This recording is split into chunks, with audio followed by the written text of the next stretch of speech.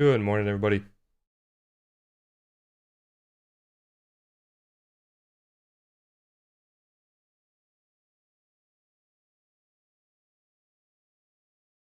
me a second. I think that was the wrong trade plan.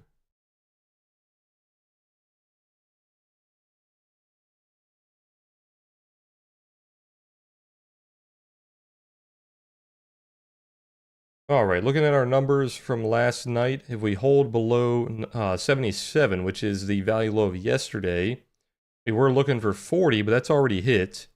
And then 909, which is way down around Friday. So we will have to change these a little bit here. So that 40 is already hit, so let's go ahead and make that our lower level. And then we will say 909. And possibly 75, which is we're probably not going to get to that, but that's realistically the only value level there. And then holding above, I think we're going to keep 77 here.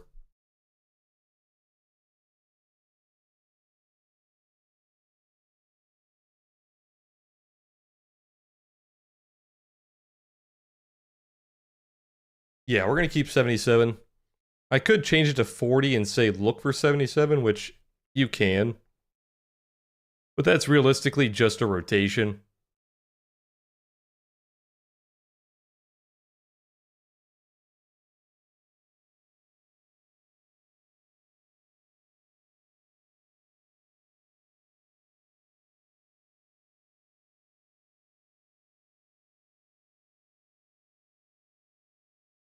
The day shape would be more D-shaped.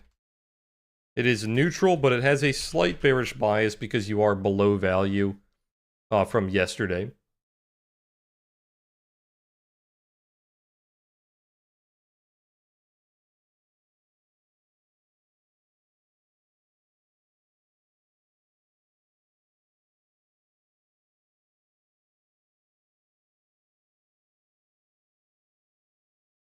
We did nearly finish repairing Tuesday's lower tail, so keep an eye on that down to around 33. And then below that, we have a weak lower tail on Monday, and then we have that value on Friday.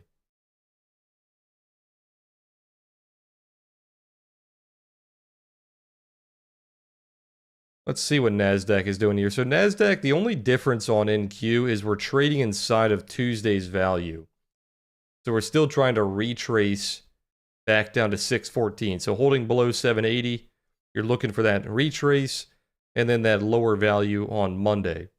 Holding above 780, you just go right back to that 951 from yesterday. So trade plan is the same on NQ. Same thing here. It's more of a D shape. It is slightly bearish because you're kind of towards the low of the value.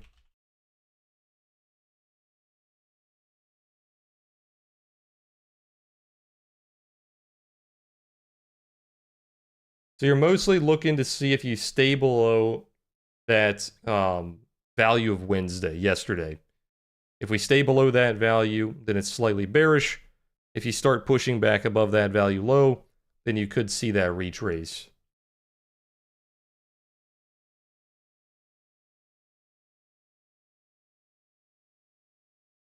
The big level to watch on NASDAQ is 780 and then 77 on ES, which is kind of far away because we're kind of stuck in a weird place on ES.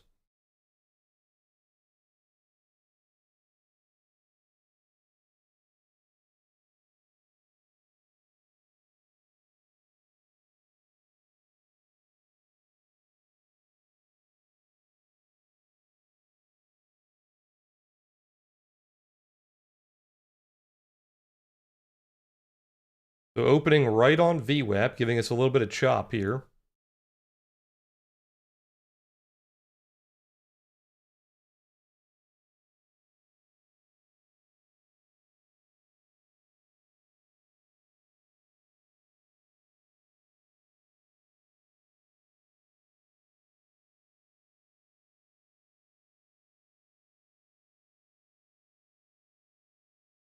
Losing VWAP on NQ, still fighting it on ES.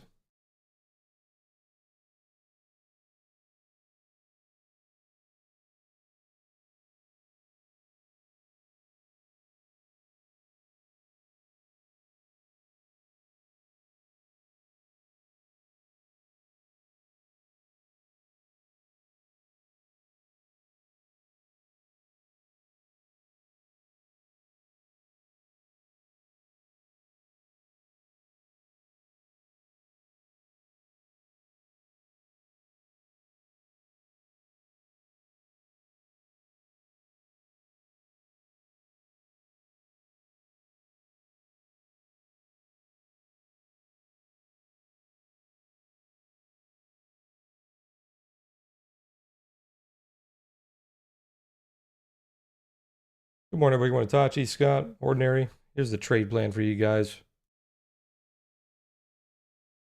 JC, Angelo, Morris, Banana. Good morning, Scott, Igor, Titus, Constantine, Fernando, Ram, Marcel, Future. Good morning, AT, Ariel. Still a little bit of a difference here. NASDAQ getting a lot of bearish delta, bullish delta coming in on ES, trying to bounce off VWAP. Past couple of days, basically the whole week, actually. They have kind of been doing their own thing. They're still overall the same, but like the bar by bar market structure is a little bit different.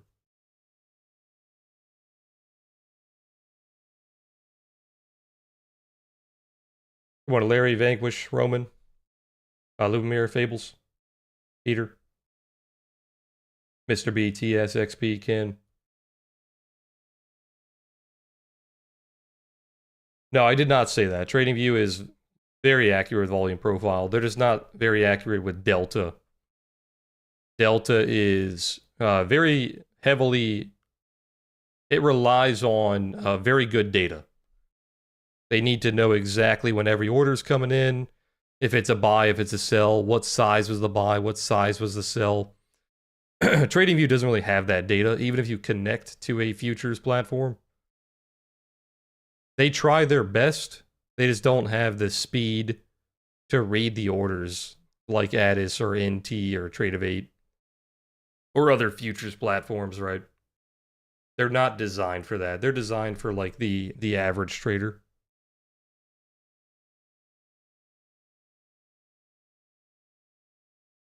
Good morning, Lucio, Brian, Tamer, Linus, Darius.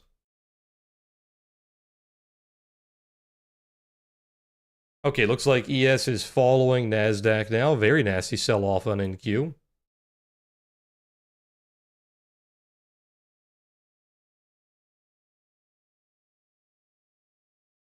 So right now, NQ is retracing Tuesday. So watch that overnight low and then possibly 614 to retrace Tuesday. Failing a 5-minute pivot, failing just a cluster of a bunch of things on the 1 minute. Stair-stepping pivot on NASDAQ being failed. Failing the 30-minute trail. It's been pretty bearish since around, what time is that? It's at 3 a.m.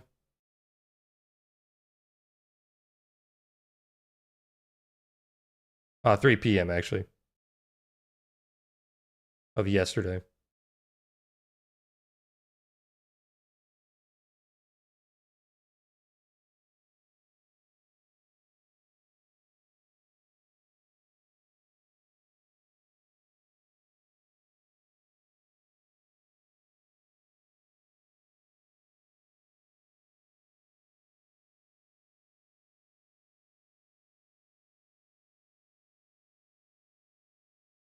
Yeah, if it's a big broker, it should be fine. The only one I've seen have the issue is TradingView.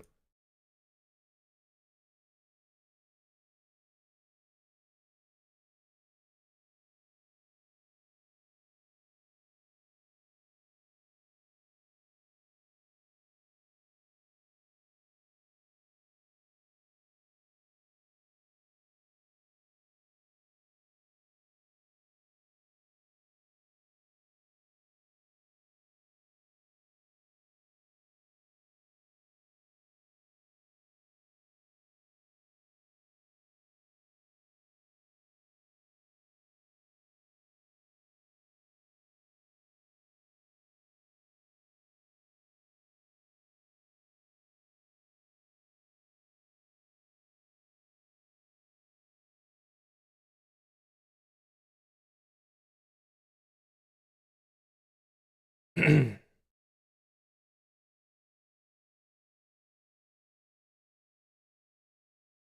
had a bunch of small data points this morning. Unemployment lower than expectations. Trade balance is higher than expected. Non-farm exactly as expected. Unit labor cost lower. And another trade balance also higher than expected. A little bit of data coming out at 10 a.m. Shouldn't be too high impact.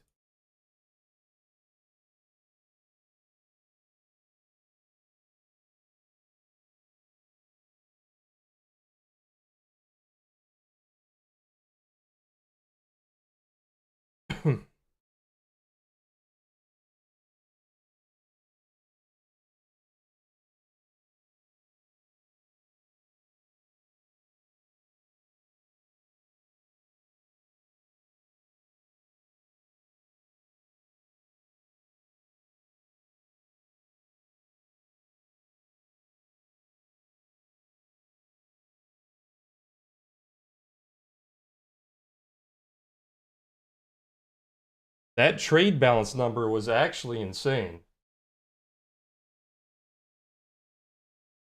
That was like the highest trade balance number. Let me see. Damn near 20 years.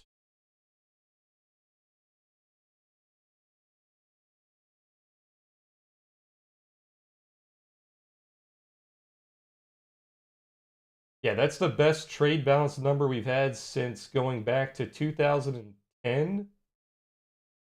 And then if you take that one away, it's going back until 2002.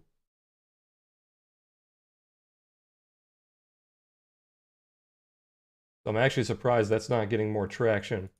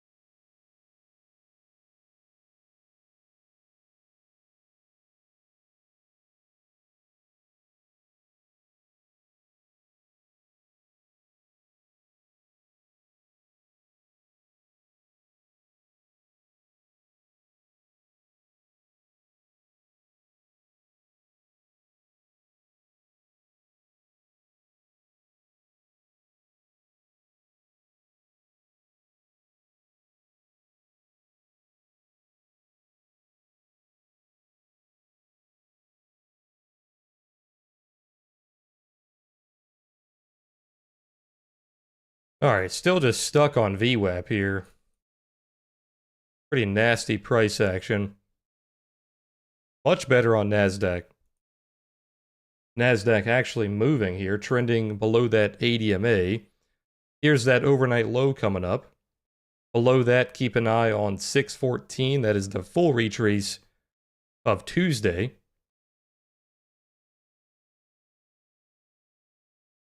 On the higher time frames, this doesn't look too good right now. We have a little bit of a rollover. We looked for higher value, didn't like it, tried to go back to that higher value, and then failed.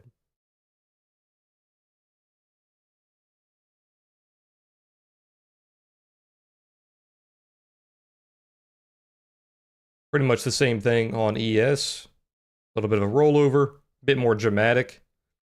Looked for higher value, failed aggressively, didn't really bounce too strong to retest that value, and putting in lower value.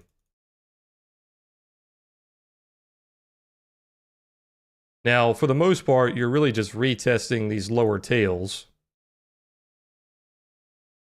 which there obviously was a lot of buyer demand here because we had big pushes off of those levels.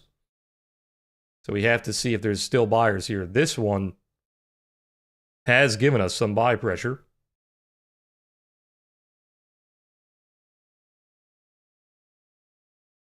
Dramatic sell there on ES, 1,400 contracts. Was that a headline or just a big block trade? Let's see here.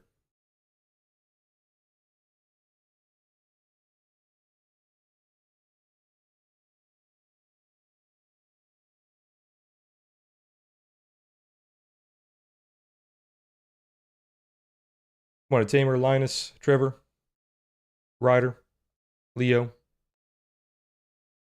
Good morning, Ace.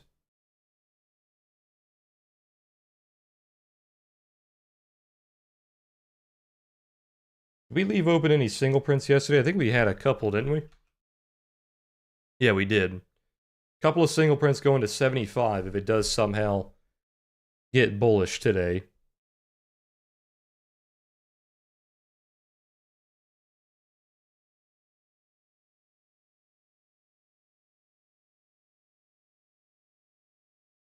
The dollar is up today. I'm guessing it's from that goods trade balance number.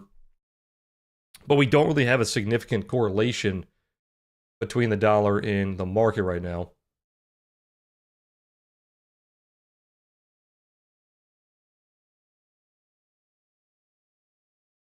I'm actually surprised the dollar is not up more.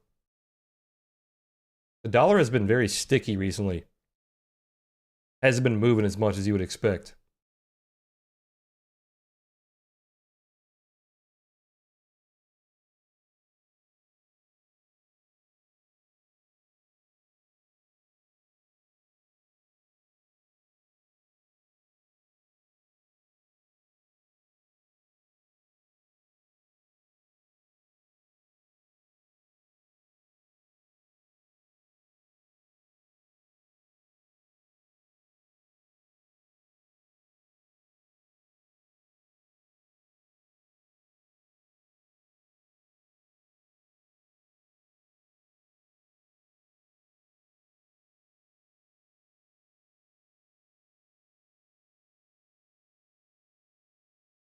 Bearish delta still flooding in here.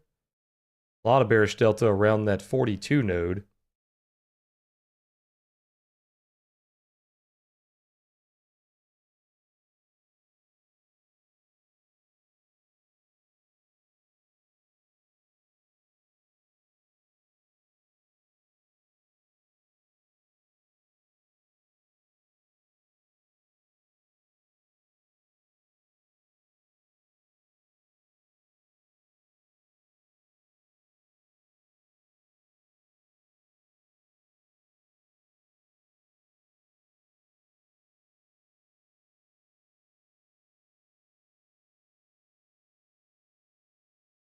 A little bit of buy pressure coming in off that value low of Monday. Also kind of the low of day of Tuesday.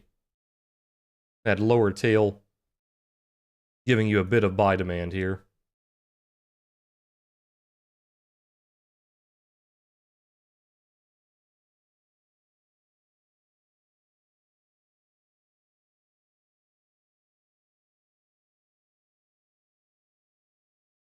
Why don't I show my trades? Because there's a million channels out there that do that.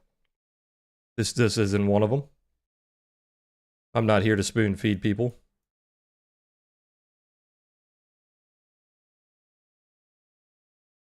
If you guys like that style of content, there's plenty of channels you can find that do that.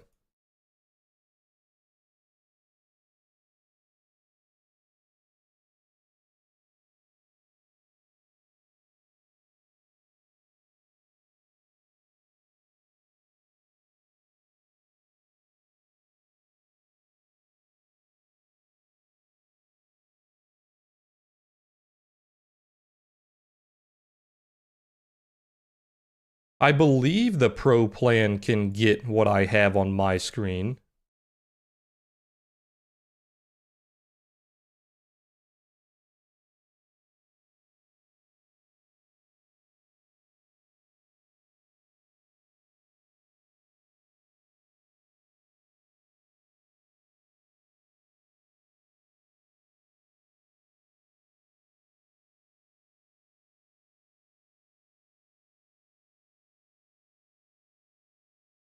Is Pro Plan the one that has the live data, or is that the one that has the delayed data?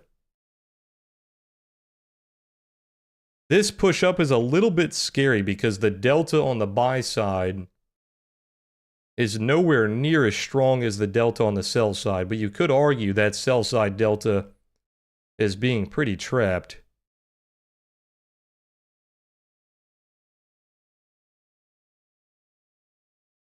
The Pro has live data? Yeah, then you should be able to copy my charts. If you're in the Discord, just go to my settings channel. You can download my template. If you're not in the Discord, just go check out I think it's my last video in the Becoming an Apex Trader, the order flow video. I talk about my settings on that one.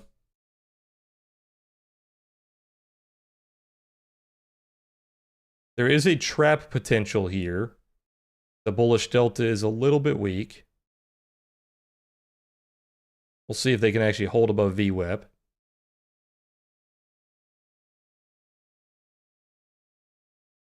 Yeah, exactly. It's like, you guys, I mean, if you guys have been here for a long time, you've heard me rant about it 100 times. I'm not going to do it again right now. I'll probably do it again in the future many times.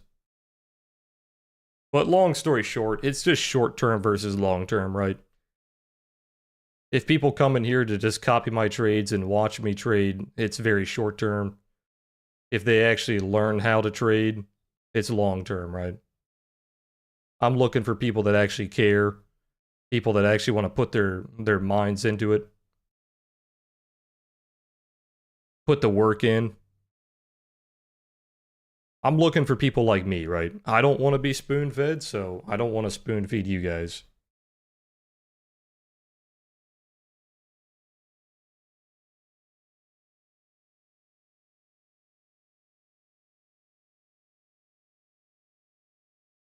The type of person that I want in my community is just not the type of person that wants to be spoon-fed every day, so I just don't spoon-feed people, right? And like I said, I always say this when I go on these rants. If you think that I'm like lying or scamming or whatever because I don't show my trades, I understand that. It's perfectly reasonable. I completely understand it. So if that's just too much of a hump to get over, then just don't watch my channel, right? People that have watched my channel for longer than like a week probably know that I know what I'm talking about.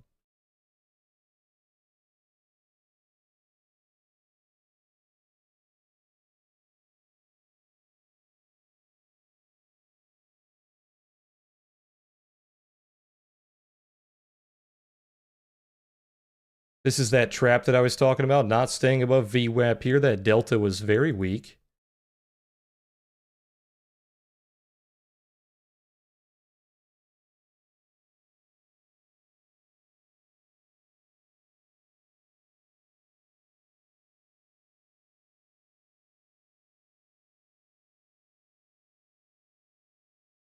You're not considering mean reversion at all here on NASDAQ because the trend is just too strong, right? If it starts showing you signs that it wants to go back, like higher lows or whatever, many signs, sweeps, absorption, yada yada, then you can look for that pullback. But right now, it's not showing you any signs. Possibly a higher low. You can keep an eye on that higher low.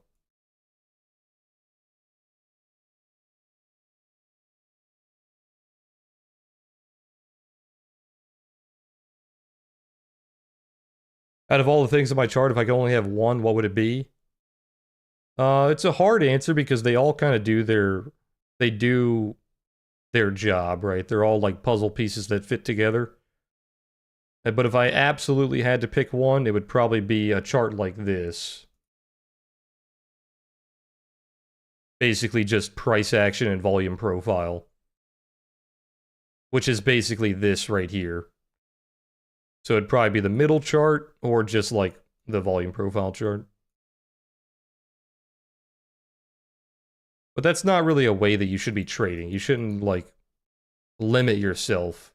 Like if it does its job, it does its job, right? Okay, putting in an obvious higher low here. We were talking about the higher low on NASDAQ. You're also doing it on ES. So there was a trap there. It wasn't the largest trap. It was actually pretty big. It was 8 points. Little 8-point trap there.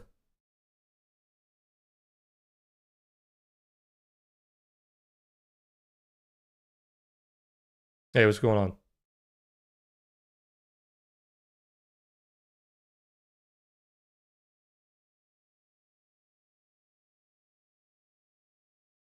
If you just DM me on Discord, just remind me what your TradingView username is.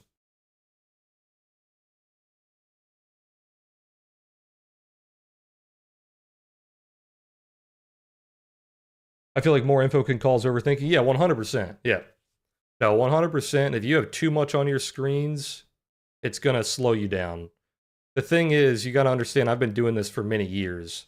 So I didn't start trading with my screens looking like this. And by the way, you're only seeing one monitor. I have 4 monitors. Now, not all 4 monitors are covered in charts. It's more so like 2.5. So you would be getting that analysis paralysis even further if you saw my entire layout. But yeah, going back to what I was saying, it's not like I started trading with this many monitors and this many charts. It's just like over the years, I add a little thing here, I add a little thing here. I try something else out. I'm like, okay, that works. I'm going to add that. So you're seeing just the accumulation of like 10 to 12 years worth of indicators and techniques or whatever you want to call them.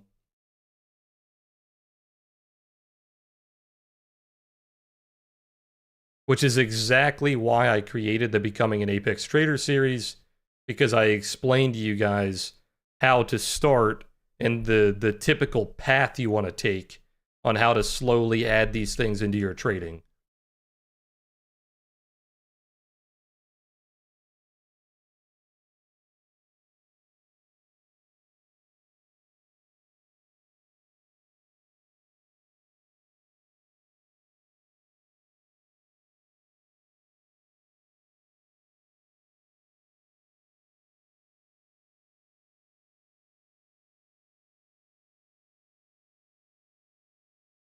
Yeah, it's like when you look at this chart here, everything has its purpose, right? Like I have all these different layouts.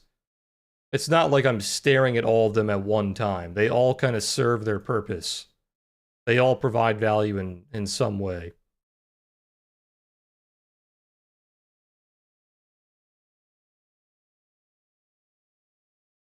Yeah, what's up?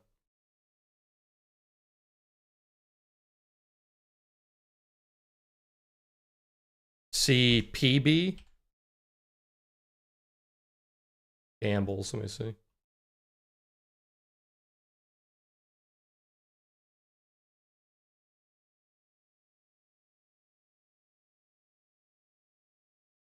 I probably wouldn't touch it. It's just not really looking that good. It is on a big support. Like if you were buying it for like a very long-term account and you weren't going to touch it for a while. The problem with companies like that in our day and age is the opportunity cost. Like why would you trade that over something that could make 10x its returns? You know what I mean? And then the argument would be maybe because it's safer. But then that wouldn't be a very good argument because looking at the chart, it says going down for 2 years. You know what I mean? Oh, yeah, yeah. Yeah. Yeah, if you're looking to hold it for a long time, it will probably go up unless it just completely goes out of business. I know they had some big scandal recently with like one of their like their CEO or like one of their executives was saying bad things about their company.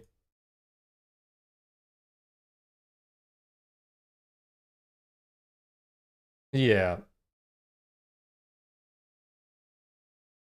Yeah. So it definitely doesn't help. There is a daily pivot actually today, funny enough. Um, there's a blue pivot coming in, so potential for a bottom there. But yeah, it's just opportunity cost. Many different things you could invest in.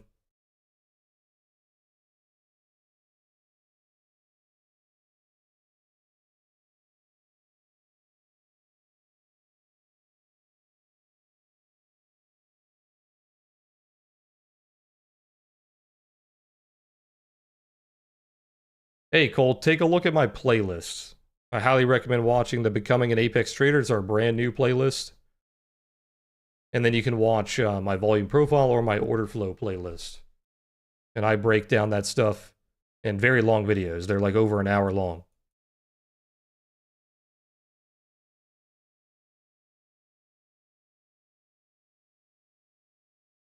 Yeah, very different price action today. It's kind of hard to analyze both right now. I'm just kind of letting it do its thing right now. When it gets a little cleaner, we'll talk about it. NASDAQ trying to put in a higher low here. A little bit of a bulldog, but it's not too bullish.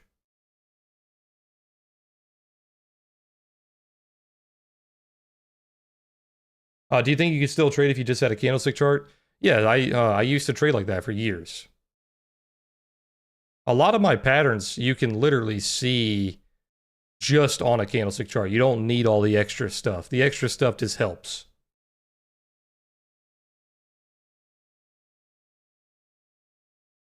My point of origin patterns, the sweeping patterns, the rollover patterns. You could even say VWAP because you could just throw VWAP on the chart, but that's kind of cheating, right? If you're just talking about candlesticks. But yeah, many of my patterns are literally just candlestick patterns. The bulldog pattern's a candlestick pattern.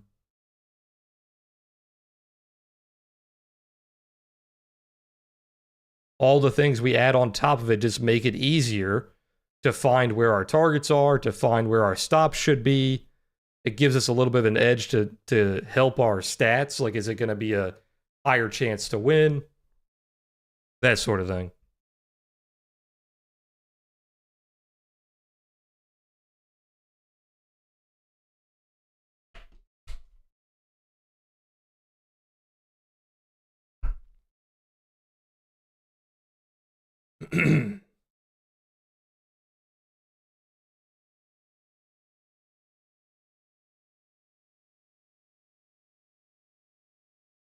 Yeah, it's all about like what I talked about. By the way, keep an eye on the prior low here. You could argue that this is a VWAP trap, the same one that I talked about earlier. Same thing with a VWAP trap and a bear flag and a VWAP. You always target the prior low. So prior low coming up here at 44. What was I just saying? I think I was talking about like over the years, you just add things here and there, and they just slowly, hopefully, increase your win rates or like your stats for your setups. So like for example, a rollover top by itself might have like a 50% win rate. But you throw on VWAP, you throw on volume profile, whatever. Maybe it goes to 55, maybe it goes to 60, whatever, right? Now that's just a very crude example. I'm not actually telling you guys to like stare your win rate or anything. But just over the years, you hopefully add things that help you, that give you more edge.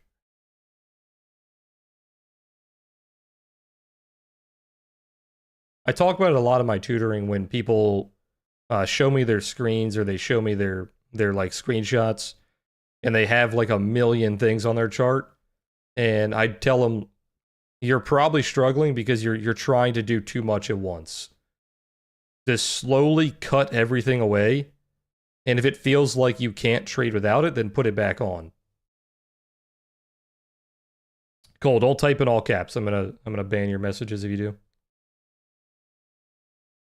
Looks like you're yelling at me.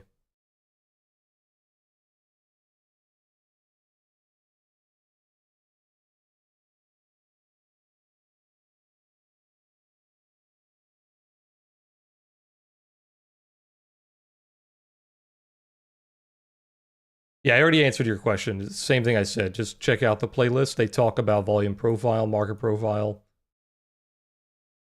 Basically anything that I talk about on stream. What do I think about the one-to-one risk reward trend that people keep glazing? I don't know what's big in the trading community or anything. I don't really follow the trading community anymore. I don't watch other content. I don't watch people on YouTube. I don't like track people on Twitter or anything like that. I follow people that post like news, like Twitter news or financial news. But I'm not a part of the community. So I don't really know about the trend that you're talking about. But one-to-one risk reward typically doesn't work. It's very hard to do that consistently.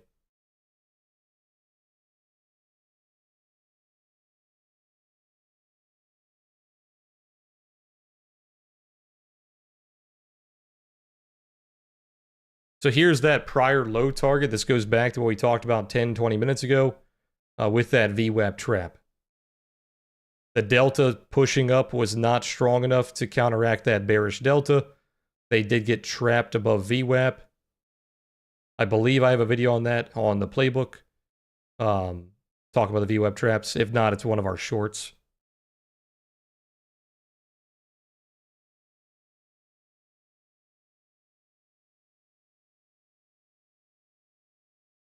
I don't use anybody in particular for news. I just follow a bunch of different accounts on Twitter. I have a news list on Twitter.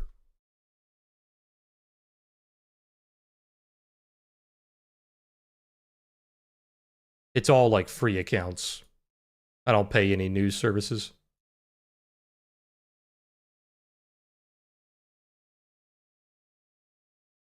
I'm not a news trader, so I don't really, I don't need the news right when it comes out. Twitter is usually 5 to 30 seconds delayed, sometimes like a minute. But they're usually on top of it. So that little bit of a delay saving me money. I don't have to pay for the news service. That's fine with me.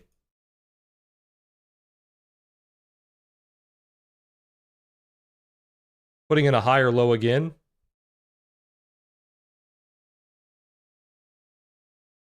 Still not showing a lot of buy pressure above VWAP. You're getting it below VWAP. It's trying to push you back into it. You're not getting it above VWAP.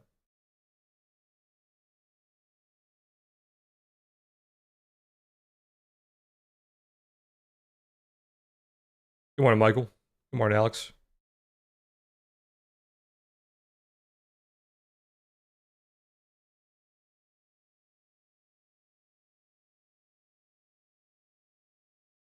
So this is a lack of selling. There might be something happening here. There might be a headline here.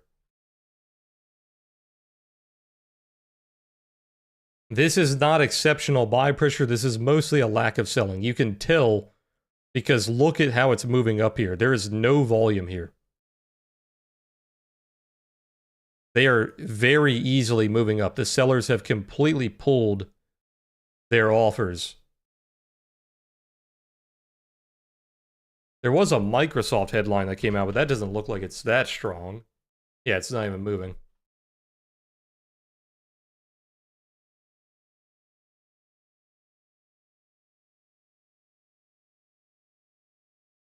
Not sure. This one's hard to tell. The sellers just kind of pulled their offers.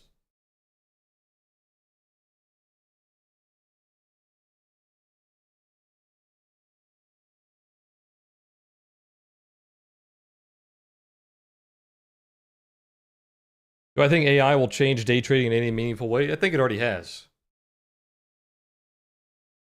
I think it has already, and it increasingly will. I think it's for the most part, it's good for people like us. It's good for retail traders because it gives us the tools to do better research, build indicators. I mean, build anything you can think of. It helps you build it. You don't have to have 10 years, 20 years of experience coding to build things anymore. You don't have to sit in your office or your bed in the morning and scour for news for hours. You can press like one button and get all the overnight news. So it's already extremely beneficial to retail traders if you're using it, right? If you're taking the time to learn it and use it. Okay, sellers starting to come back in a little bit. You can see because you're starting to build the nodes up. But on that push up, there were no sellers. They completely pulled their offers.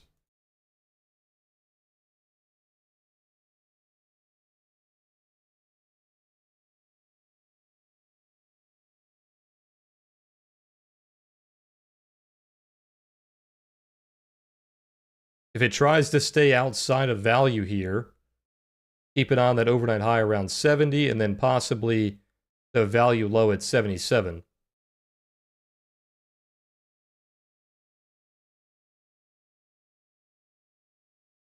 Looks like the sellers are still pulling their offers.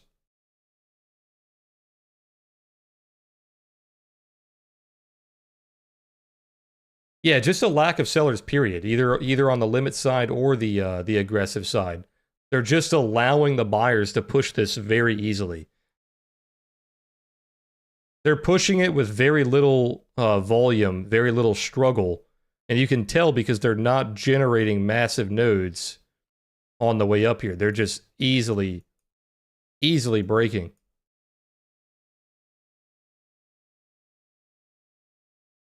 There was a clear difference on this move right here around 48 to like 54. When this started to happen, that's exactly when I started saying they pulled their offers.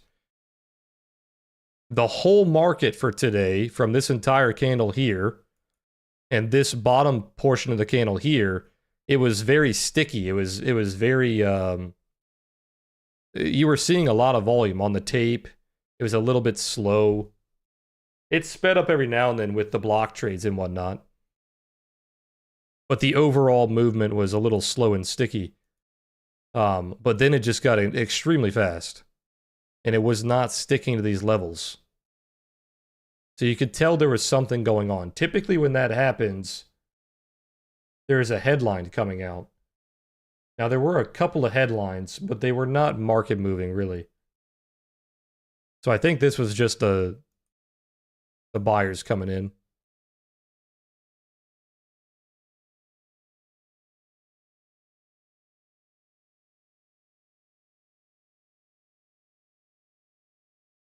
Yeah, it's basically what I'm saying. Like people are pulling their offers because they want the market to go up.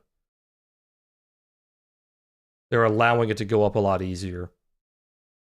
Keep an eye on that VWAP coming up at 707. Could be a big bear flag into VWAP. Now, that would be a clean bear flag. The problem is,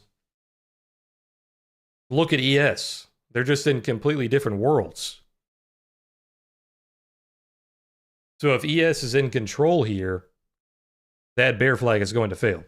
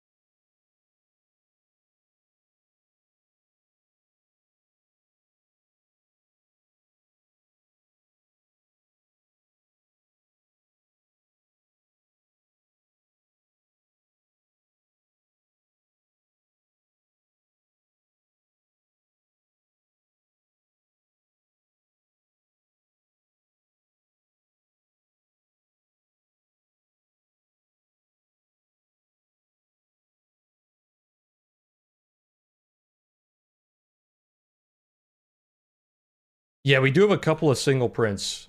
We had one around 65 and one around 75. I think the 65 one actually doesn't count, but it filled in anyway. I say it doesn't count because it's part of the closing session. Those typically don't count. But same idea.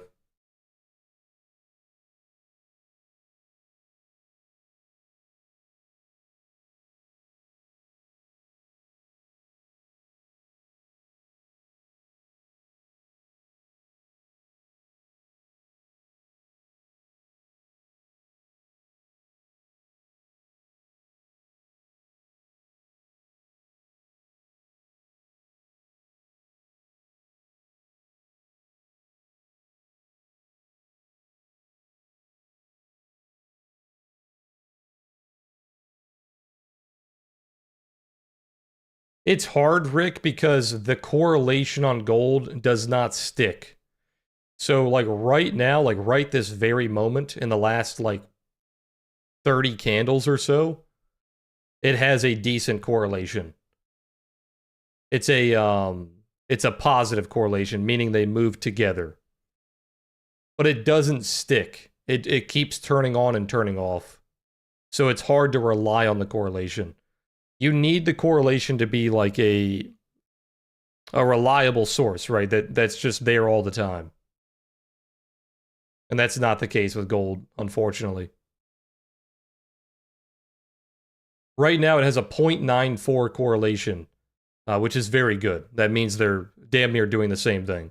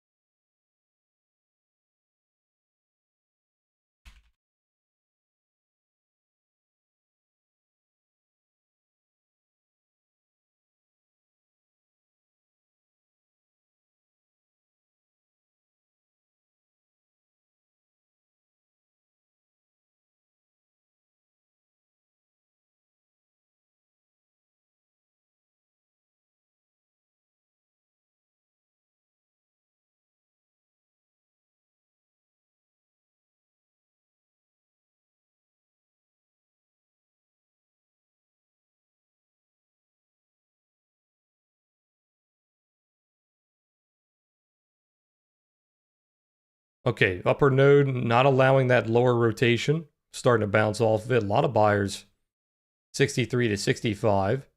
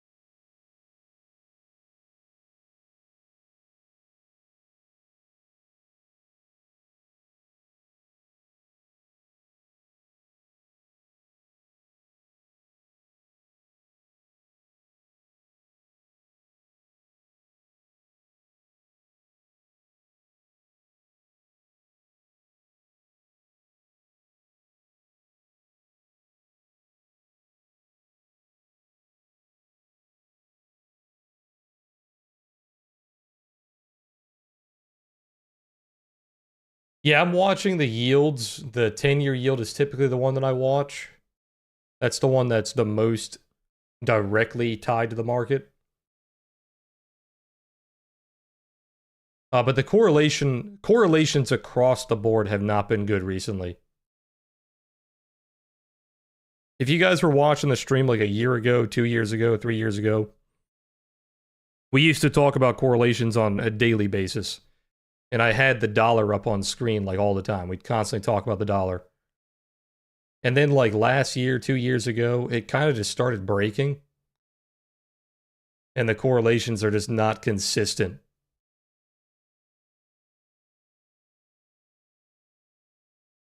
They still work on like the grand scale. Like obviously the correlations are always, the dollar's always going to have its pressure on the market, the yields, the metals.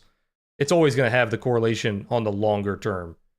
But I'm talking about in a scalping sense, like a day-to-day a day-to-day trading sense. And the correlation on a scalping sense has just not been reliable. Some days it's there, some days it isn't.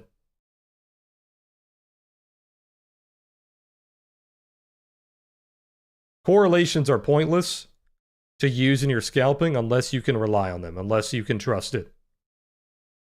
You need to be able to see, oh, the dollar is spiking. Okay, I can be a little bearish now. But right now, that's just not the case.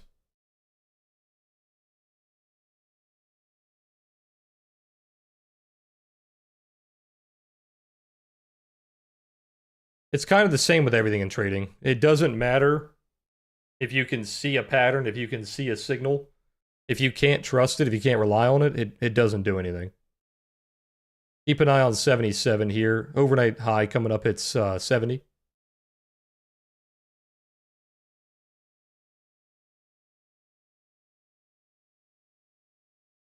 I've never used Jigsaw. I've seen it, and it looks like it's fairly good, but I've never used it, so I can't tell you my my opinion on it.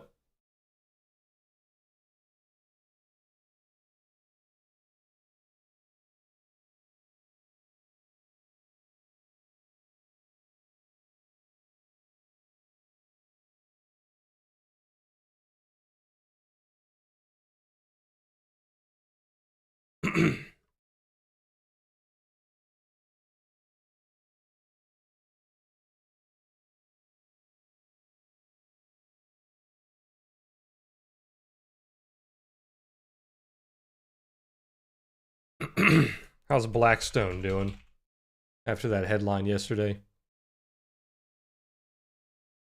They still haven't recovered.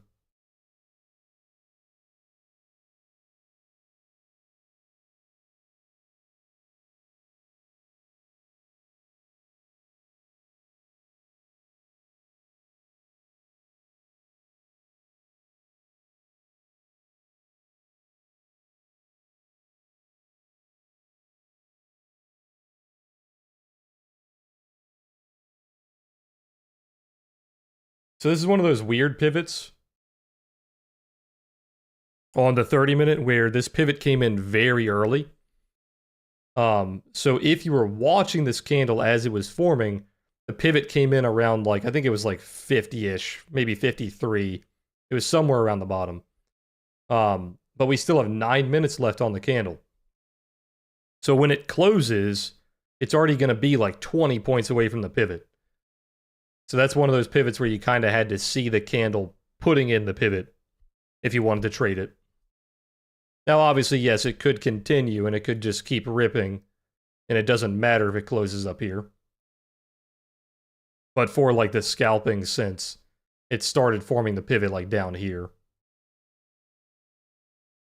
So breaking that 30-minute trail hasn't flipped yet. That was a to the tick bounce off that pivot on the 1 minute.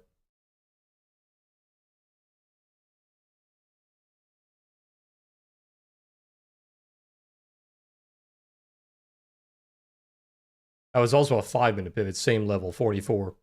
So big level at 44, formed a pivot on 3 time frames. I'm guessing the 15 as well. Yeah, so every time frame put in a pivot at 44. And if you go back to what happened on the chart there, that's when the offers started getting pulled. So they bounced off that 44, started going up above 48, and that's kind of where the pivots started coming in on the 30-minute. And then the offers were completely pulled. The sellers just kind of gave up.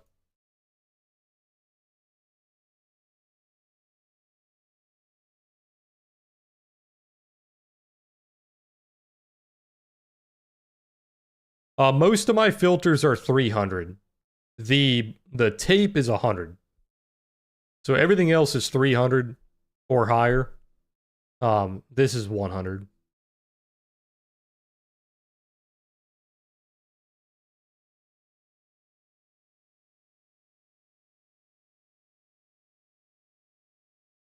They help you see like when headlines are coming out, if something crazy's happening.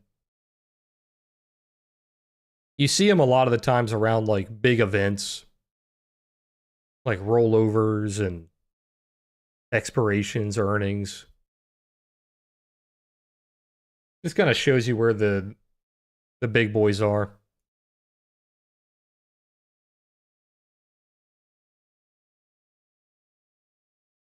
They might shift the POC up here. It's not quite there yet. It's like probably 70% there.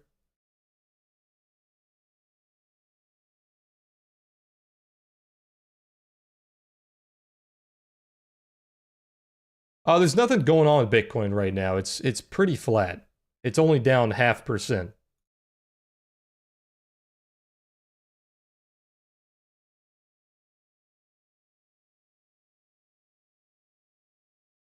You're still stuck between these two VWAPs. You have the bottoming VWAP from the local bottom. You have the topping VWAP, and you're forming an accumulation between these VWAPs. So until we hold consistently above that VWAP or below this one, you're just accumulating, which could go on for a very long time. It's the same thing we did back here. Same thing we did back here.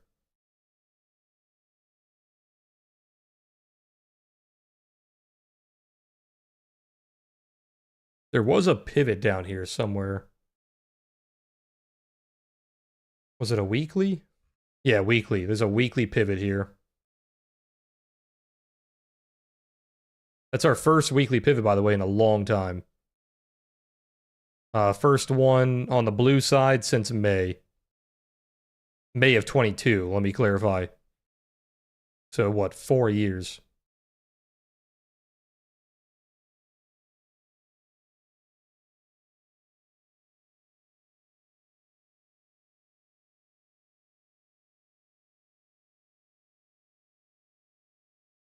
Still just rotating this node. Let's see if they can hold above 62 and not let it go back down.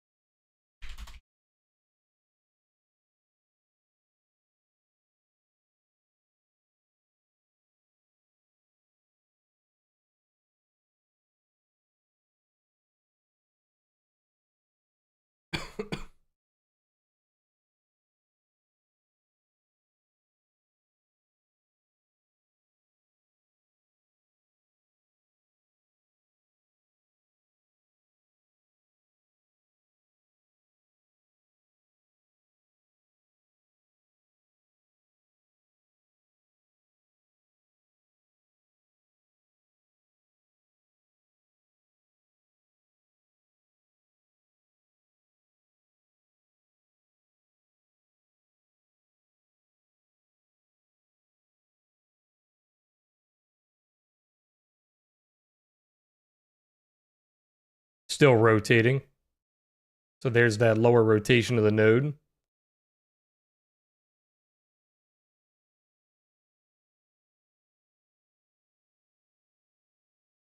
So here you go. We were just talking about the correlations not being reliable. The gold correlation, when we were talking about that, was nearly perfect. It was a 0.94, meaning they were basically following each other bar by bar. In just the span of, what, 10 minutes, that correlation is now 0.3, which means that it's not tradable anymore.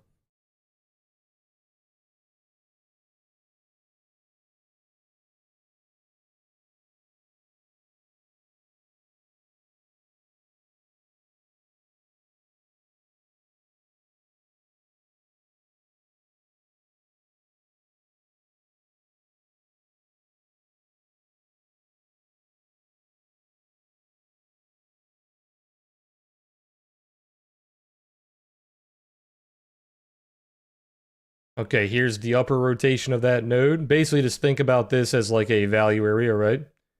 You're just rotating over and over.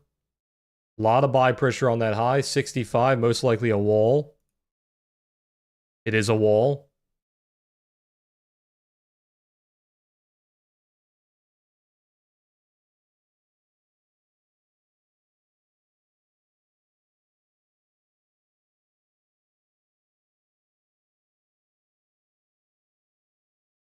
You have not ticked above that wall yet.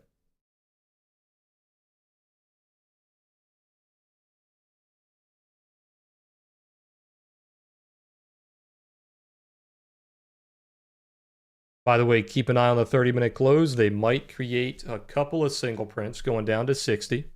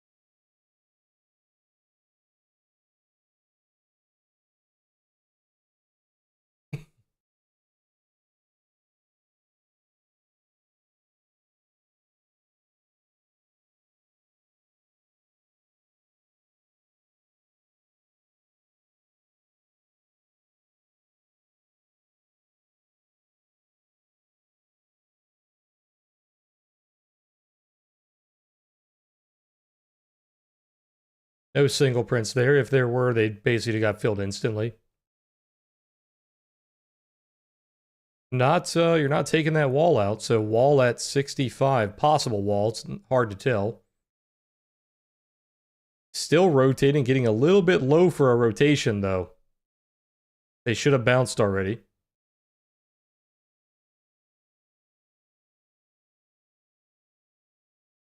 That point of origin level that I marked out on the open, giving us a very clear level for today. You failed it a couple times already on the open, and now we're back testing it. You back tested it once on this candle, bounced off of it. Back testing it again. That level is just the high right here. Very clear flip.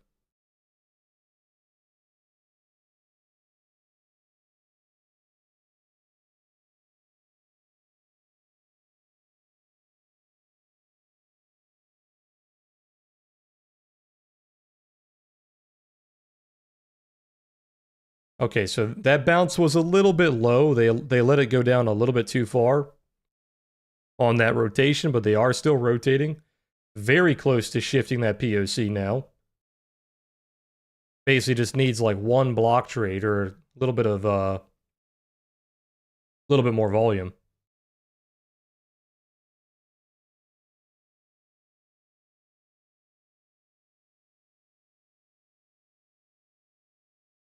Let's see how it reacts to this wall. If there is a wall there, it's hard to tell. It looks like there's a wall there because it traded over 800 contracts, but it did not tick above it.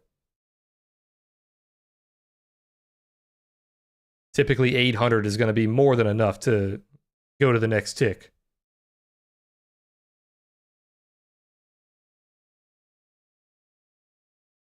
And notice how they're protecting it. They keep not allowing it to retest that level, which is kind of creating a bit of a rollover here. Now, it is very unusual that you see a wall that is, let's say, 1,000 contracts or whatever, and you trade 800 contracts, but you never finish filling in the wall. If it fills in a big chunk of that wall, you're typically going to fill in the entire wall. So if it does push down here, that's going to be a little bit scary because they should finish filling that in.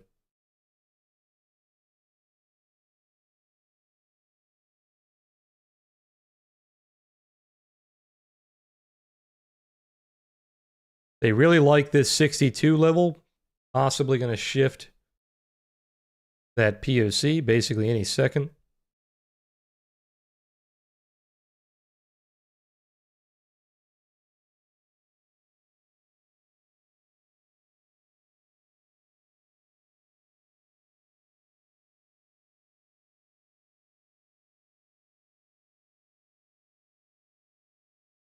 Definitely showing a very slight, it's very, very small, but showing a slight bearish bias because of the lower highs and the lower lows.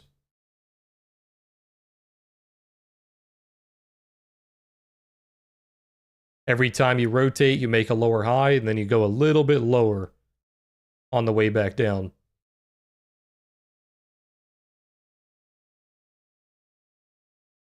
Bear flag and a VWAP on NASDAQ playing out, starting to roll off of it. You have that kind of cupping pattern. This was nearly a perfect bear flag and a VWAP on NASDAQ. The only thing not perfect about it was if you like to watch both indexes, ES is not helping you here. They're not showing the same VWAP trade.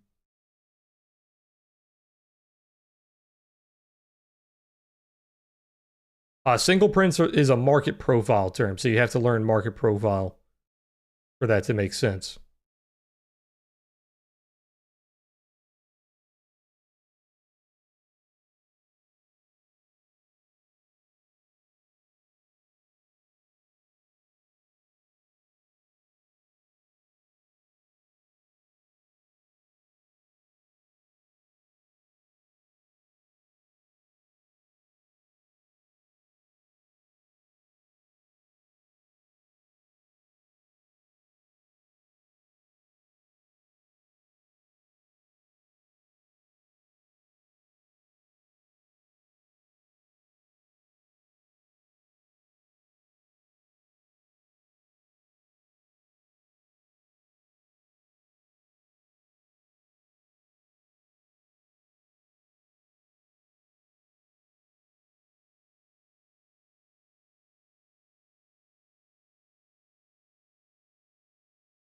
This is that bear flag and a VWAP pulling you down.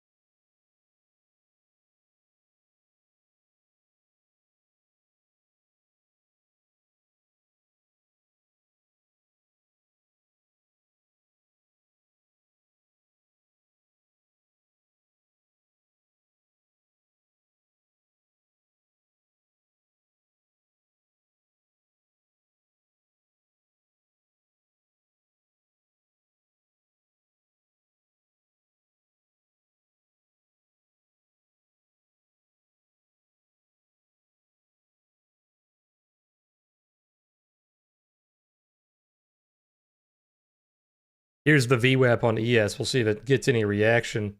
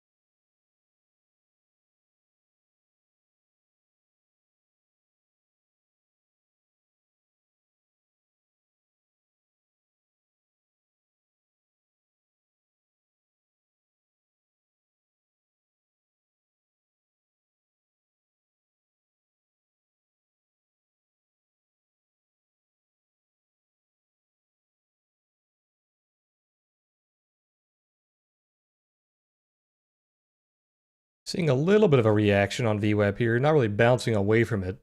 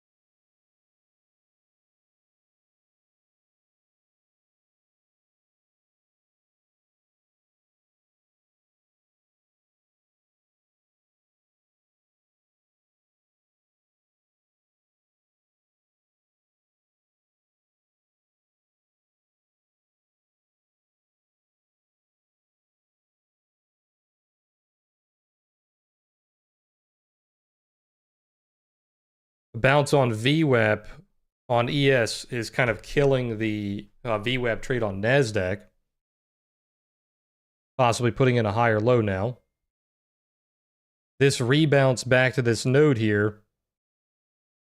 Possibly going to shift that POC. It just needs a little bit more. I think it's like less than 1,000 contracts. The POC shift doesn't really matter in this case. The biggest thing that it does is it makes the probability of the upper tail being extended a bit higher.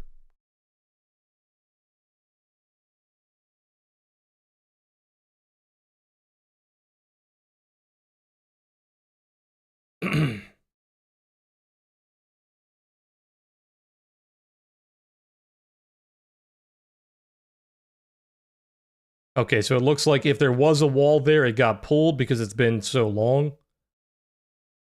What time was that? Yeah, it's been about 15 minutes. So even if there was a wall there, it doesn't matter. It has been pulled.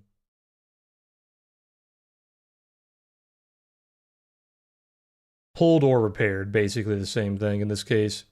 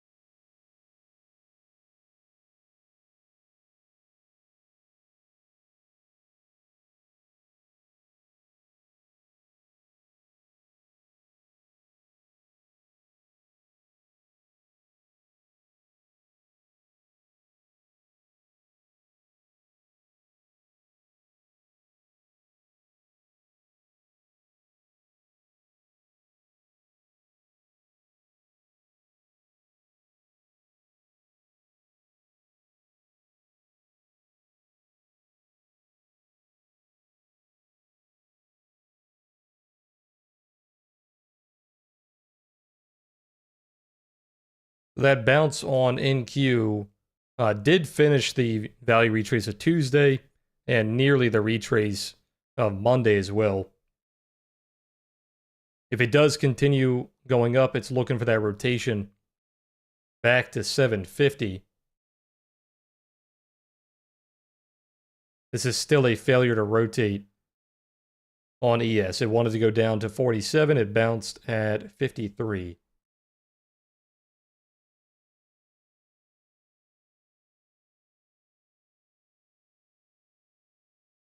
Actually, really surprised it has not shifted that POC.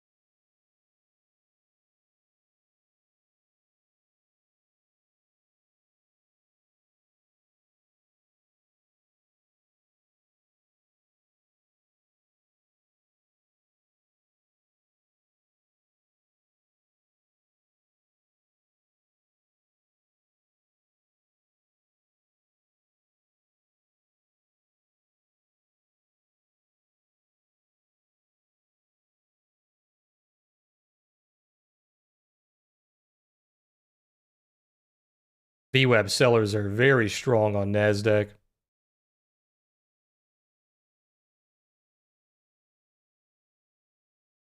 Seems like VWAP is holding both indexes down here. The VWAP on NASDAQ, I mean, you're kind of pushing down NQ, which is pulling ES down.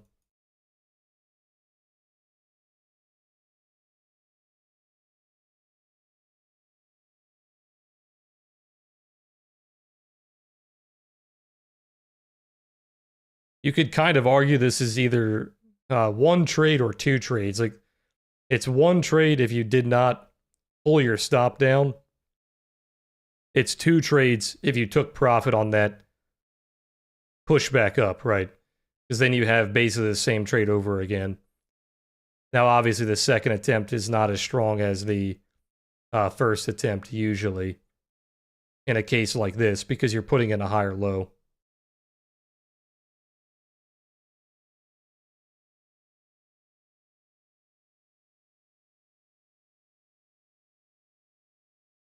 It's really weird how we're seeing the VWAPs on both here. You have a bear flag in the VWAP on NQ, but you kind of have a bull flag in the VWAP on ES. Really strange. What's moving the market right now? Let's see.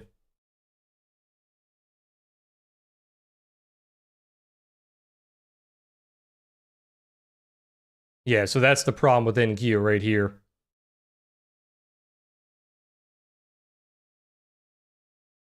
The big boys are very red. And then everything else is green, basically. A little bit of red on manufacturing.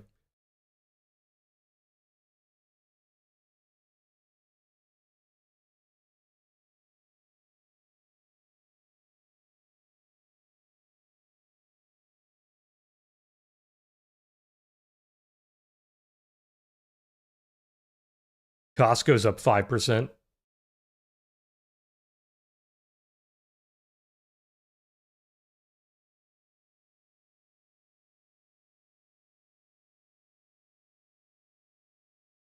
Yeah, defense stocks, there was a headline on that. I forgot what it was. I think they revealed like the defense budget or something like that.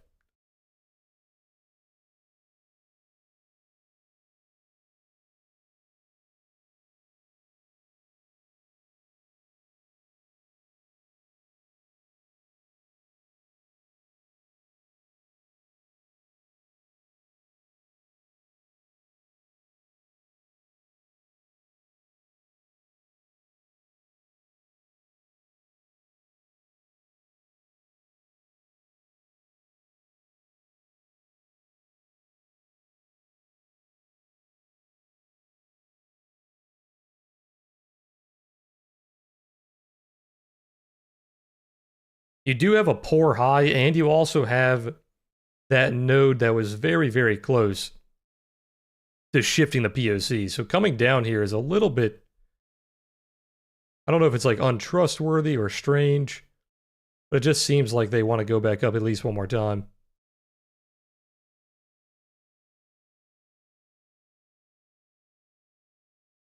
No, the heat map's just built into TradingView. It's I forgot how I got it on there. It's like on the bottom of like their list or something. They moved it around since I put it on there, so I'm not sure where to find it. But if you just look for a heat map on their like dashboard, you should be able to find it.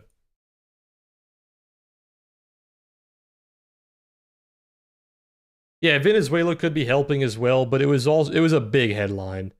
It was the defense spending budget and stuff like that.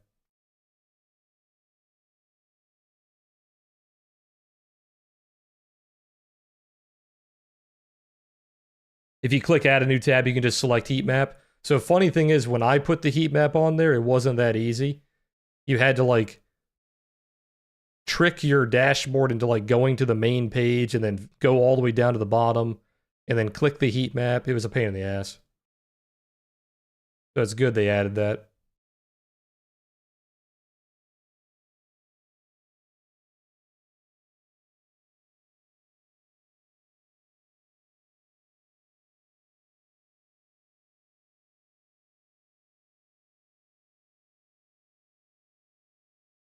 But yeah, when I look at the heat map, I usually leave it on S&P because the S&P basically shows NASDAQ. Like these two big sectors here is basically NASDAQ. Um, and then you can change it to like daily or like 1 hour. They used to let you change the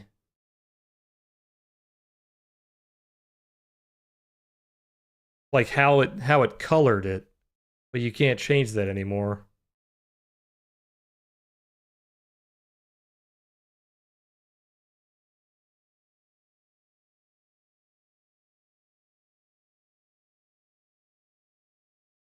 Good old trading view, just moving shit around and changing stuff that nobody asked for.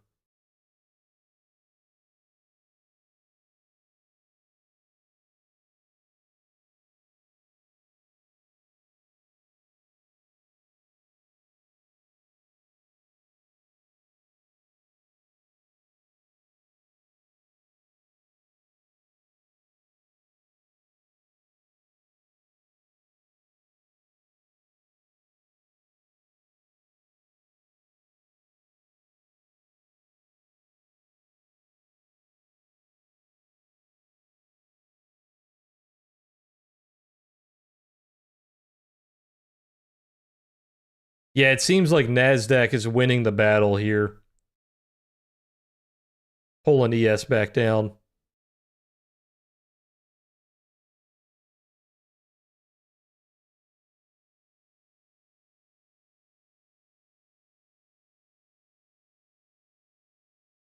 Probably just volume profile. Just learning volume profile had probably the most impact on my trading.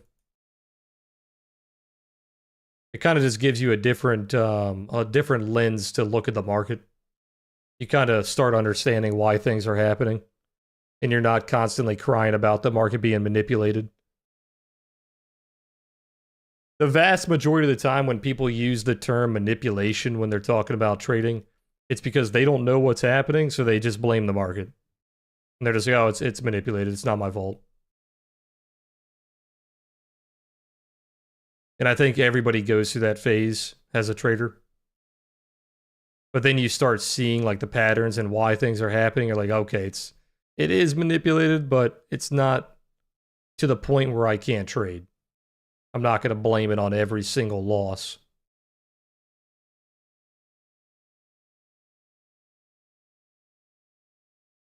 There's always going to be manipulation, insider trading, whatever you want to call it. But it's just, it's not as bad as people say it is, where it's like, it's untradeable, right? You start to see the patterns. You see the patterns of manipulation.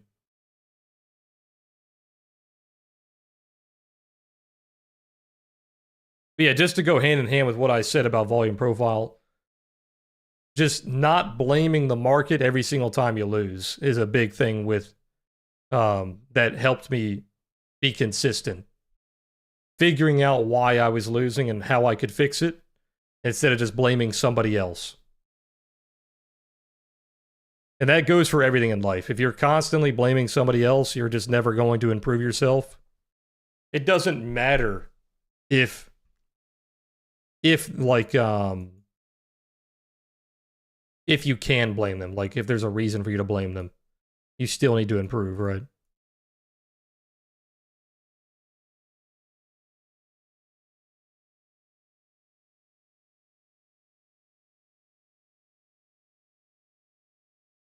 Just taking accountability really is the big thing.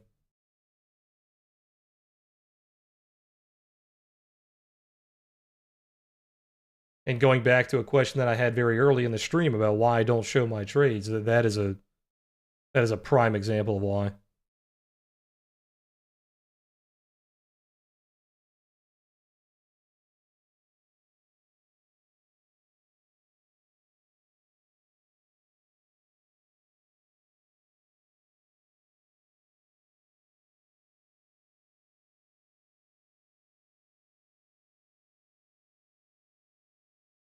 Yeah, the market was really bad today. I wouldn't beat yourself up too much if you guys are losing today. It goes back to what we always talk about. If the indexes are not following each other, it's really hard. It increases the chop quite a bit. The best trade you had today was the VWAP trade on NQ, which very weirdly, funny enough, was also a VWAP trade on ES, but in the other direction. Very, very strange.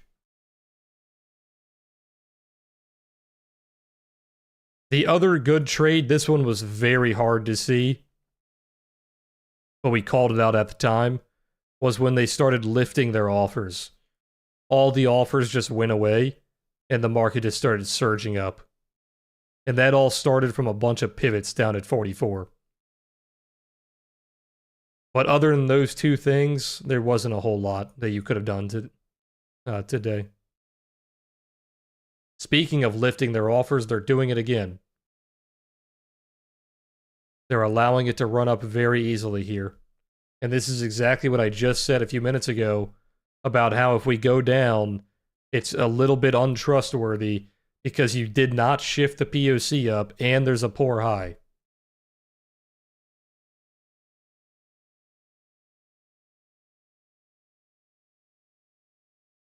Yeah, exactly. There's big data coming out tomorrow. Could be just a waiting period.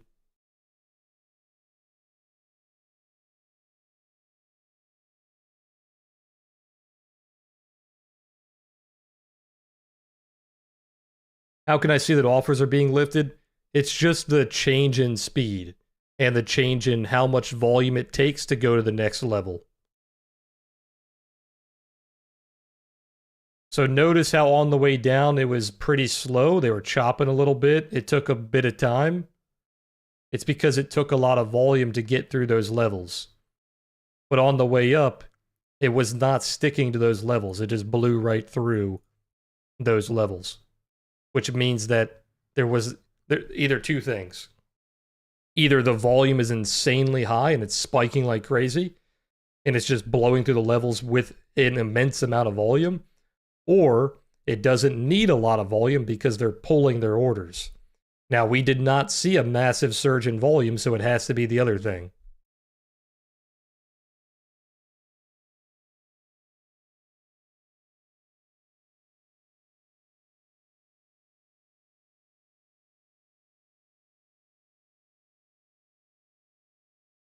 Yeah, I look at the weekly volume profile every now and then. I have it on this chart right here. I look at it like maybe once or twice a week, not every day. Which, speaking of weekly levels, we're on the weekly VWAP right now. Weekly VWAP at 65.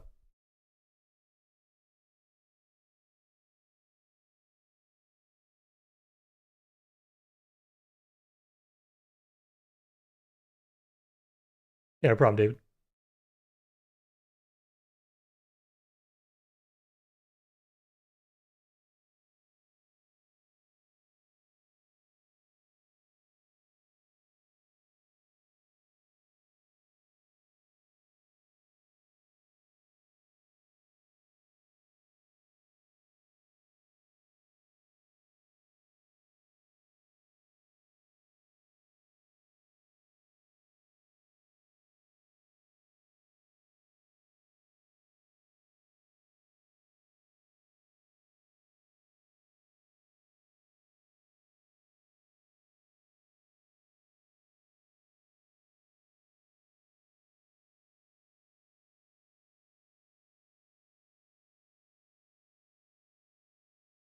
Yeah, that's more of an order flow trade.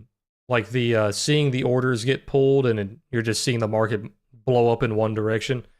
It's kind of an order flow trade where you just you're like marketing in. You're like marketing in with that flow.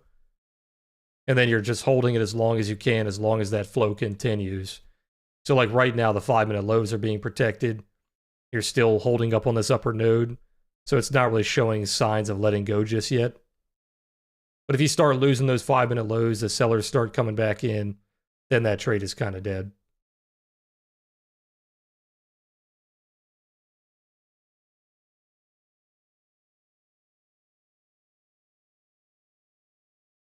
Yeah, exactly, Ryder. There's just a lot of things you have to learn on your own in trading.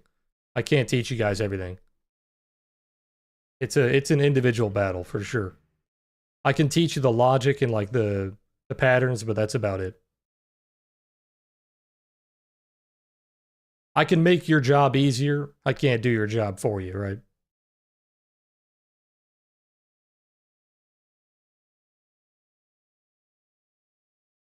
The same is true in like every career. It's not just trading. Like if you think about like a carpenter or something, carpenter who's been working for 30 years, he can teach you how to make a table, how to make a square or a rectangle and put some legs on it. But you're not going to make that table the same way that carpenter who's been working for 20 years is going to make that table.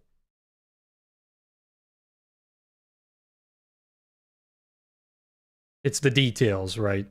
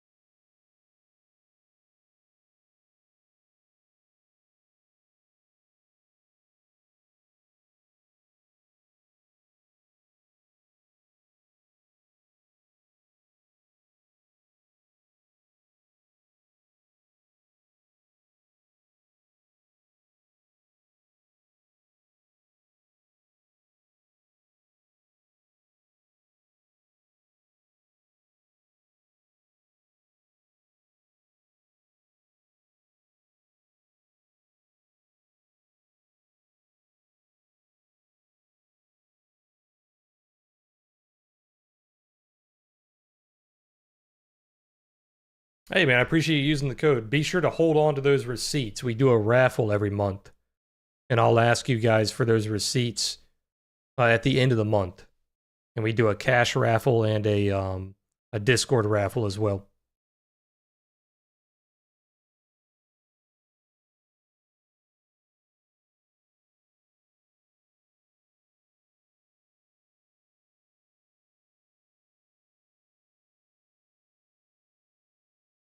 Yeah, we don't do CFDs in the US. They're banned in the US for the most part.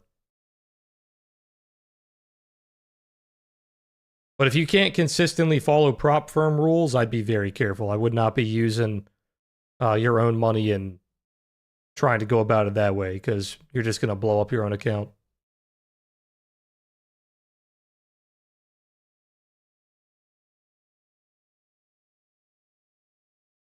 Most of the prop firm rules, with a few exceptions, are like the same rules you should have for yourself if you're trading your own money on your own like futures accounts. So a lot of people that struggle with those rules, they don't realize that they would be getting killed in a real environment. And it's good they're getting killed in the prop firm and not a real environment, because they'd be losing a lot more money.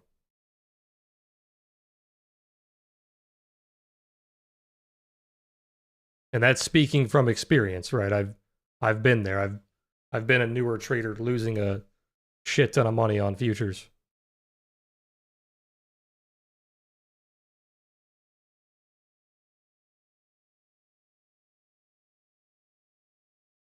People have it easy nowadays. Like, getting into futures trading has never been easier. If you started trading futures, probably even like, when did the prop firms really start getting good? Probably like COVID. Probably like 2020 to 2022. They started really getting good, where you could trust them and they were actually tradable. They were happening before 2020, but it was always like in the back of your mind, like, I don't know if I can trust it. Are they actually going to pay me out? Are they scamming? But after COVID, around like 2020 and beyond, they started getting really good.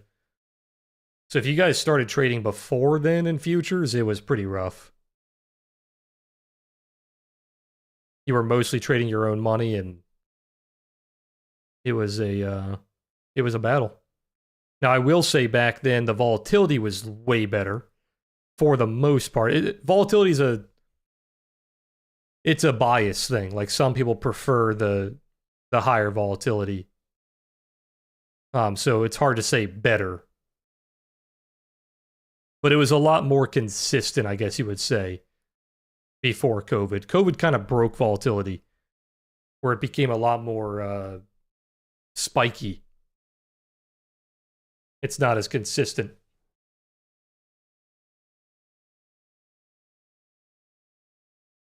I wanted to say it became more volatile, but volatility getting more volatile is kind of the point.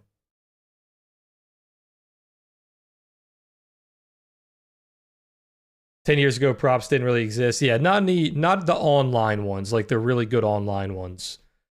I think Top Step was like the biggest one that was popping up and people were actually trusting it. Keep an eye on VWAP here, VWAP at 55.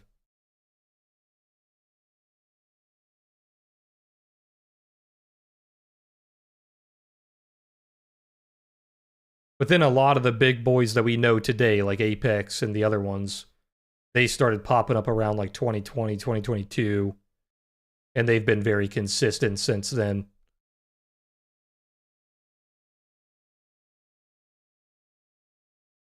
You've had a lot of bad ones pop up as well. You always got to do your research, right? There's a big reason why I only push Apex on the stream and not any of these new ones or ones that just pop up every now and then, because it's just dangerous, right? You never know if they're going to be like an actual prop firm. Oh, by the way, the POC finally shifted.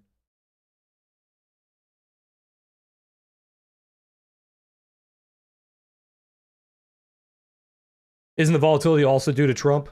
I would say the Trump tweets, yes. The politics side, I wouldn't say as much. I would say definitely the tweets. Having a president that just like randomly puts his thoughts on Twitter and it's not planned, it definitely increases volatility. Because the market likes to plan for everything. The politics by itself doesn't matter as much. Because as long as the market can plan for it, it's okay. It's not going to massively increase volatility. But if there's random things that are happening, like black swan events and stuff like that, that are not planned for, that definitely increases volatility. But no, I'd say the number one thing is COVID. COVID just destroyed the market. It's like people talk about pre-9/11, post-9/11. There's pre-COVID and post-COVID for traders. If you were trading pre-COVID and now you're trading post-COVID, they are not the same market. I can't fully explain that to you guys.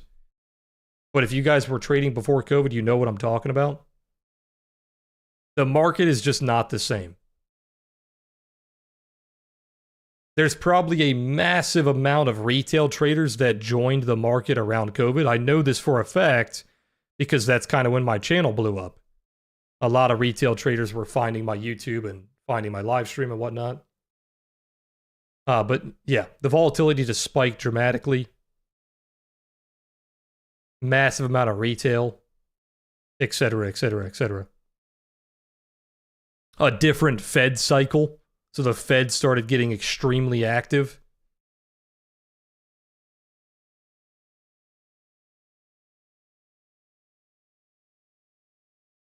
And it has been extremely profitable as well. Don't get me wrong. I'm not saying it's a bad thing. It has been extremely profitable. If you can ride the wave, like if you can adapt your strategy that you were trading before COVID to after COVID. And when I say COVID, I'm talking about like just the years of COVID, like 2020 to 2022. When I'm talking like pre-COVID, post-COVID, that's what I'm talking about. There was just a massive shift in the market around that time. That's also when AI started popping off. So that was also a big help on the market as well. Or a big change in the market, I guess.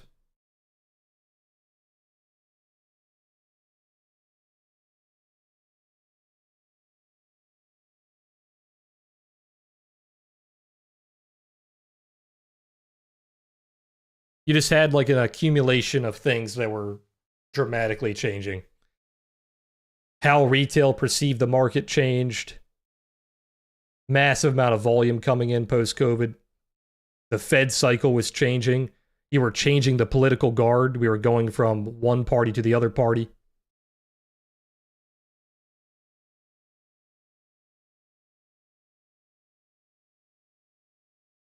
And then to go even further than that, you had a bunch of global events happening, like the Russia-Ukraine, Israel-Iran, etc., etc. So just a lot of stuff that just spiked the volatility and the overall volume in the market the last few years. And I don't think it's one of those things where it's like we're just on an up wave and it's going to go back down. I think it's one of those things where it's post 9/11, pre 9/11. You're not going back. It'd be very, very hard to put the genie back in the bottle, right? The market is just kind of where it is now.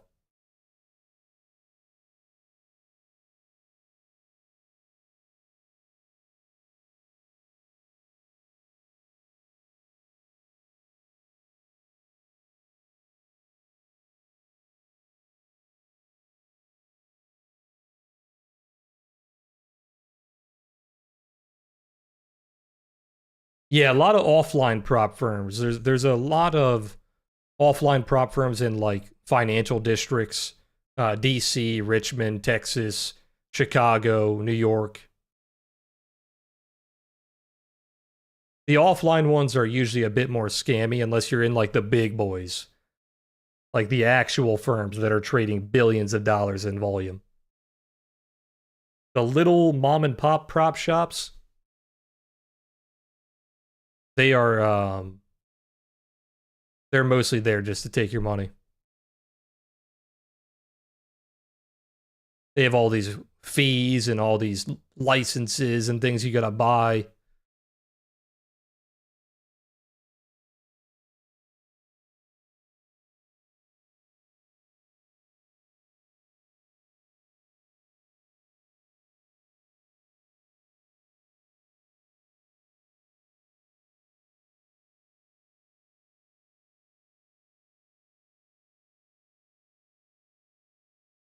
What a sloppy day.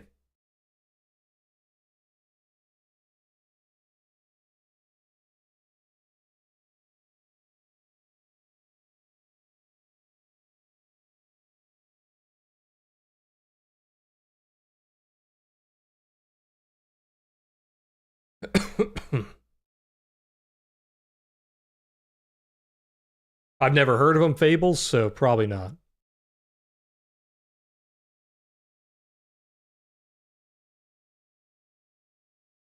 Yeah, exactly, Sean. You just constantly have to adapt. And that's one thing a lot of people like about trading. It's not like the same thing every day.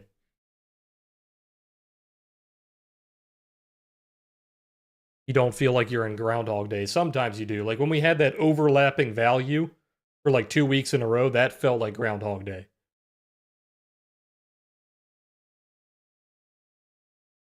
I felt like I was just playing a recap of my prior streams every day, saying the same thing, same exact trade plan.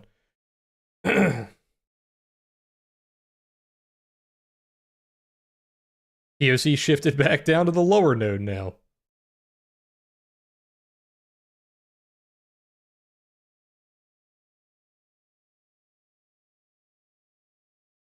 It seems like the reactions on VWAP are a lot stronger on NQ. The sellers are reacting to VWAP stronger than the buyers are reacting to VWAP on ES. So it seems like it seems like NASDAQ is leading. Now, one thing I will say about that is the delta does look better on ES. The delta is trending pretty aggressively to the upside here.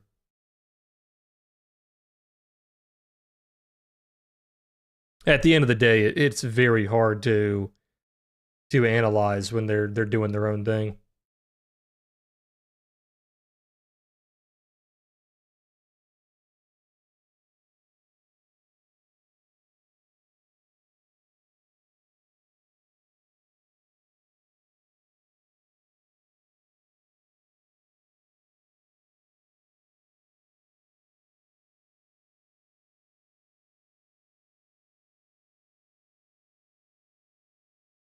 Yeah, I wouldn't say you need to completely get off of them, but that is a good idea. Having your own account, like using your payouts from your prop firms to have your own account, to have that safety net. I trade my own account for the most part. I use it the same way I just said, basically, where the prop firms are more of a secondary. But that's because I've had my own account for years, right? It's mostly just a habit thing. But yes, that is a good idea to have your prop firm payouts pay for your own account, and then also you could use that to fund like your longer term stuff. So like buying shares, buying contracts, or sorry, contracts like options.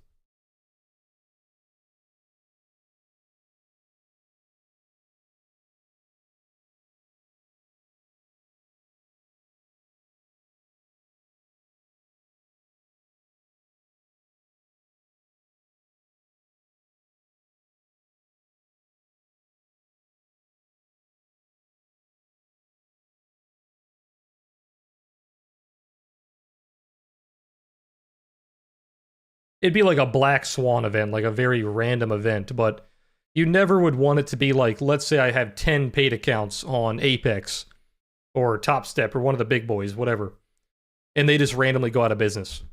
And it's like, oh, well, now I'm screwed. I gotta go make my own account.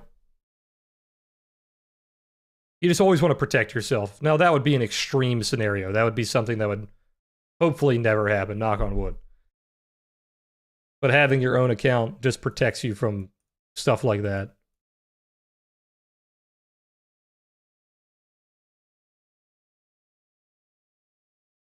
It's always a push and pull, right? Having your own account is very dangerous because it's your own money. And you could wipe that whole account out in one day if you had a bad day.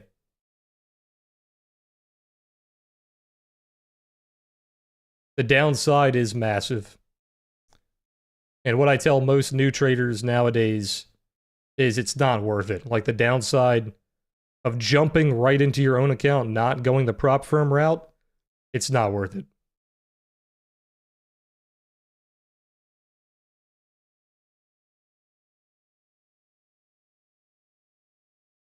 Doing it the way that I just said, the other way, where you start prop firm and then you slowly fund your own account, you do both at the same time, that is much better. Starting with your own money is extremely, extremely dangerous, and basically nobody should ever be doing it.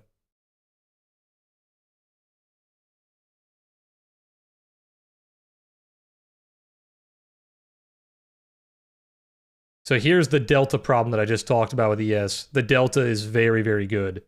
So it looked like NASDAQ was leading, but the delta on ES is just getting stronger and stronger here. So NASDAQ might be leading. Or sorry, ES might be leading.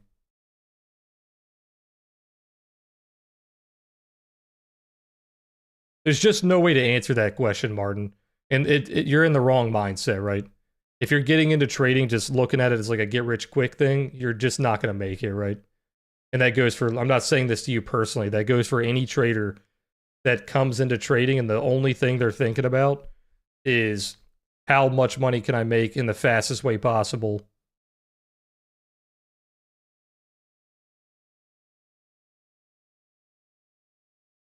And there's no way to answer that question because trading is extremely personal. And that's even if you take a bunch of traders that are from the same country, like their average income is about the same, right? Now think about trading globally. How do you answer that question when there's millions of traders around the world and they're in different countries and their currencies are different?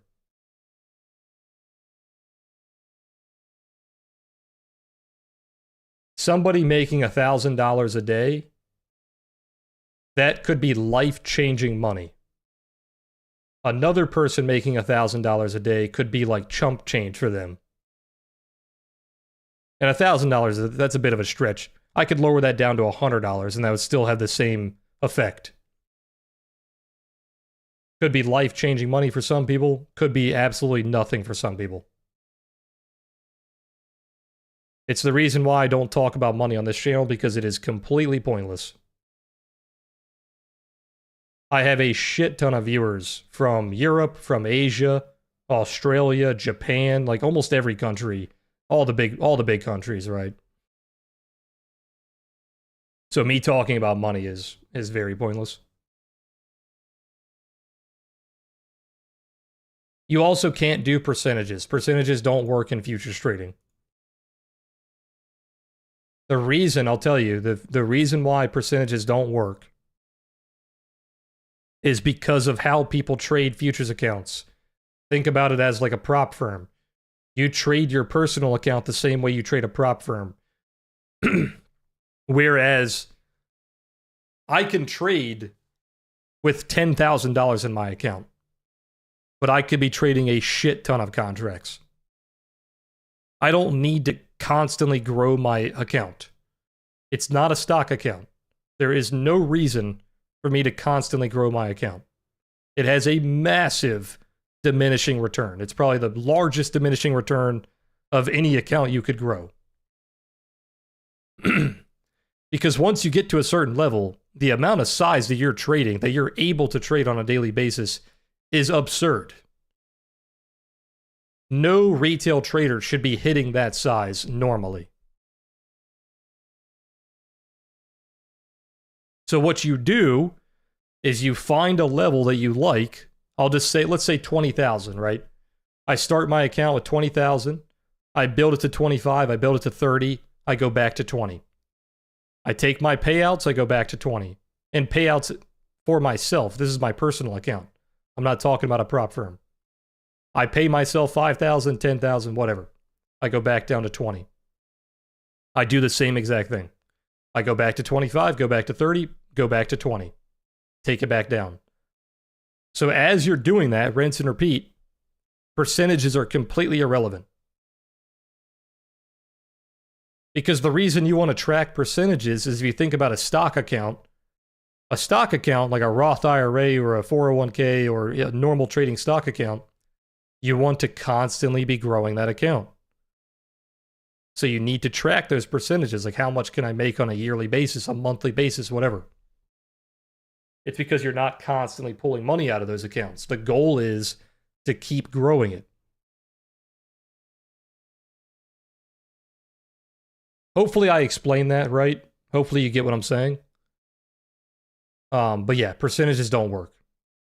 If you're trading futures properly, percentages don't work.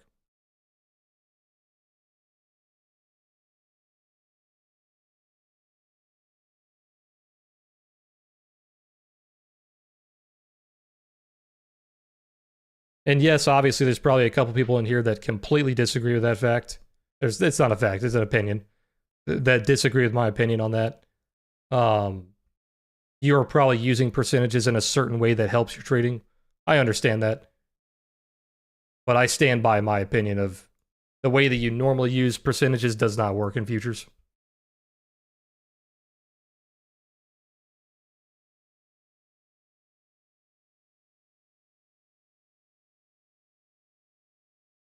Like I said, every time that I go on rants like that, it's just my opinion. I'm not telling you guys there's a right way or wrong way, 100%, this way or the highway.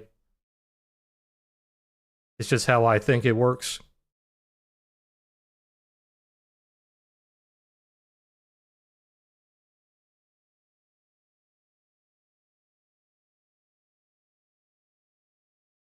Yeah, exactly. Like Russia, Philippines, I mean, literally anywhere. Like, talking about money, like I said, it's just pointless. If my entire viewer base was in the US, it would still be pointless. Because think about the different states. Like, think about New York, California, and then I don't know, what are like the lowest income states? Like Alabama. I don't know. I don't know this data. But take like the lowest income states and compare them to the highest income states.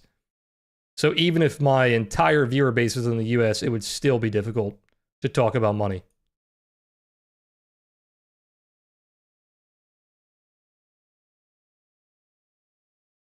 The reason people do it on stream is because it generates views, it makes people happy, it gives you a dopamine kick. It's like gambling, right? It's why people watch gambling. It gives you a dopamine kick.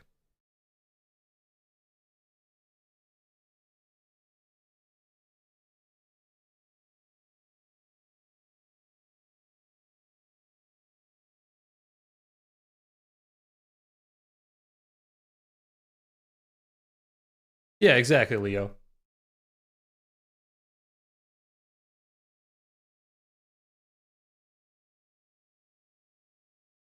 And usually when people are talking about, this goes for people in chat, for streamers as well.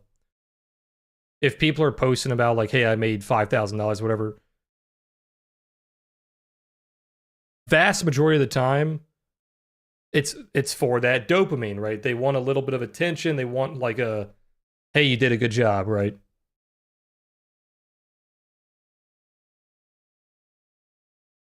Now, there is an exception to that. There are obviously exceptions to like, if you've been struggling trading for a long time and you're finally starting to make money and you're like, hey, I finally made some money. I finally got a payout. That's a different story, right? But then you have those people posting like every single trade. I made $1,000. I made $2,000. They're usually just looking for attention.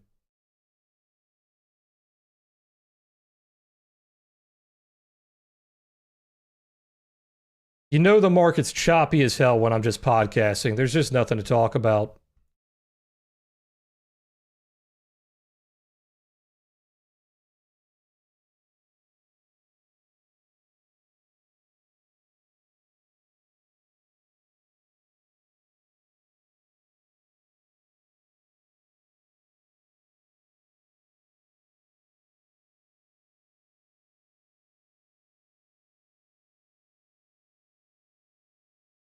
Yeah, Ranger, if percentages help you figure out like where your stop should be, where your target should be, that's like a different story. I'm more so talking about like my goal for today is to make 2% of the account. And then tomorrow, 2% more of the account. And then you start doing those compounding interest calculators. And you're like, holy shit, if I make 2% of my account every day, I'm going to be a millionaire in 30 days. That's kind of what I'm talking about. It's like the percentage profit goals and whatnot. They don't really work in futures. Futures is a massively leveraged market that you're not using your portfolio value. How do I say this? Your portfolio value is not really dictating the size that you're trading. You're more so using it as a benchmark of like, hey, I started at 30,000. I'm trying to get to 35,000. You're not like, hey, I'm at 30,000. So when I get to 31, I don't know how to explain this, so I'm just going to stop. I'm probably confusing the hell out of you guys. I'm confusing myself trying to explain it.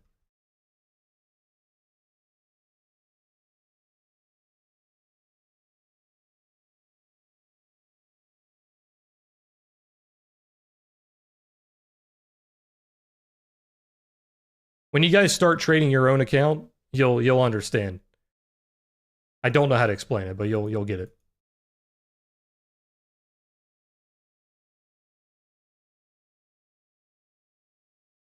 This is the strangest market I've seen in a very long time. NASDAQ is consistently protecting VWAP bearishly, and ES is consistently protecting VWAP bullishly.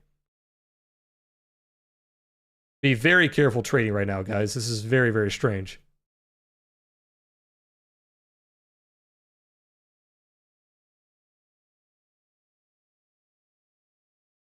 The name is not so, it's not so related to like beer or coffee or tea or anything. It's just a play on words, really. I used to play a lot of video games when I was younger, and my gaming name was Deja Vu, like the saying Deja Vu. So when I made my crypto channel, everybody at the time was doing like anonymous names, and they were coming up with like these fancy usernames and whatnot. So I just came up with the name Deja Brew as a play on words of Deja Vu. And then it just stuck. And I noticed it was a pretty clever name because it was available. Like I could get the name on YouTube, I could get the name on Twitter and yada yada. So it wasn't something that was like being widely used. And then funny enough, after that, there's a lot of cafes named Deja Vu and like all these other places, or Deja Brew, I mean. It's like a big cafe name. But yeah, that's the story. Nothing crazy.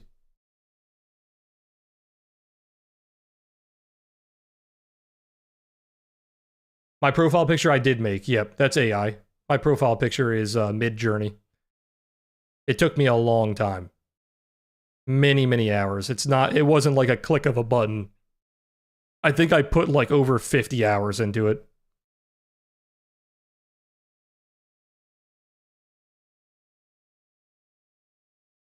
I kept having to change like very small details and making sure that it wasn't doing that AI shit where it just doesn't make sense. The guy has like 7 fingers, you know what I mean? I changed all the details on like I basically handmade the damn thing with how many hours I put into it. But it was AI.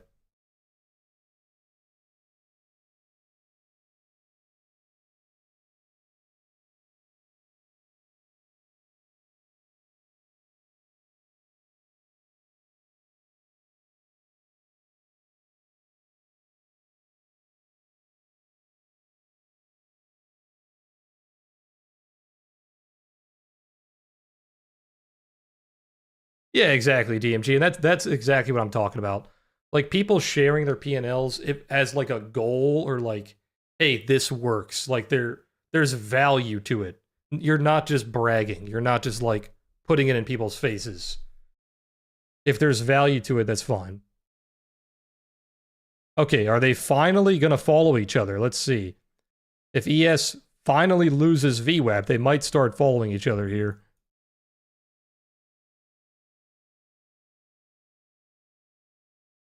Like a big thing about that, like if you're in Discord, we have a gains channel, right?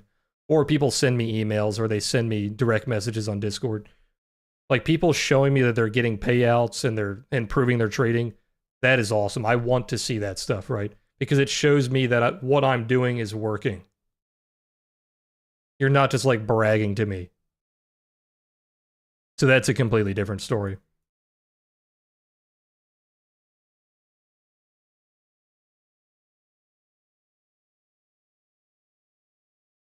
Like we had a very old member. You probably, if you guys are Discord members, you guys heard him come in the other day. He came in today as well. By the way, we're selling off here. Let's keep an eye on that value level. Where is it? 49. Keep an eye on 49. Keep an eye on 40. 49 and 40. What was I saying? Yeah, we had an old member come in. He's one of our members from the COVID spike. He's been a member since like, what, 2020 or something. And he was coming in saying how he held PLTR from way back when we were trading PLTR back in 2020. So he did very well on that. So he was kind of showing us how he did on that. That's a different story, right? Stuff like that's cool to see.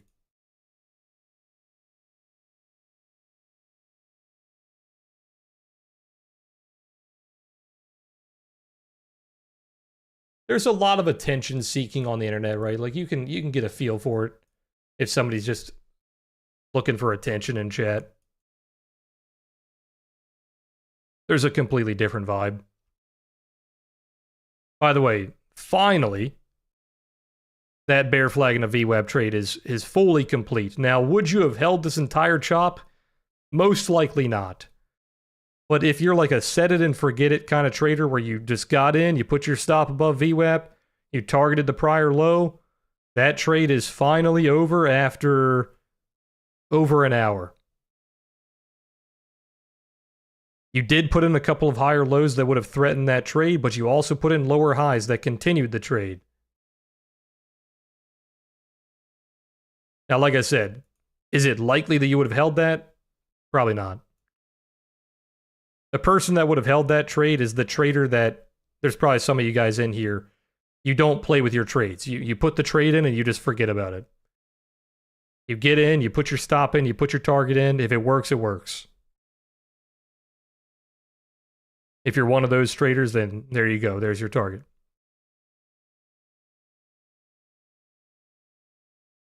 The B shape is very, yeah, the capital B is very hard to trade. The capital B is probably, it's probably the hardest. I'm trying to think of another scenario that would be harder. The capital B is usually the hardest. The reason the capital B is so hard to trade is because the POC is so hard to trade. And what is a capital B?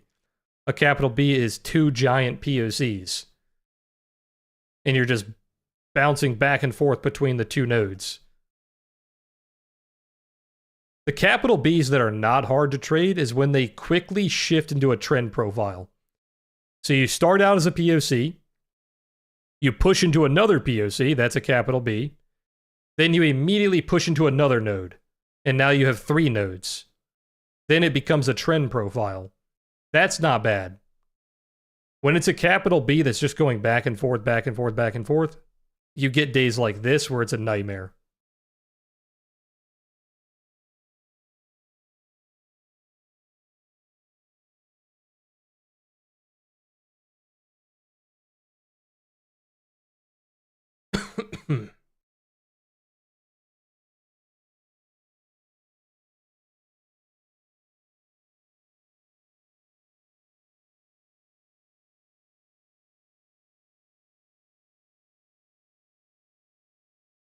But all right, guys, I think I've been podcasting enough today. You like I said, you know the day is choppy when I'm just ranting about different things.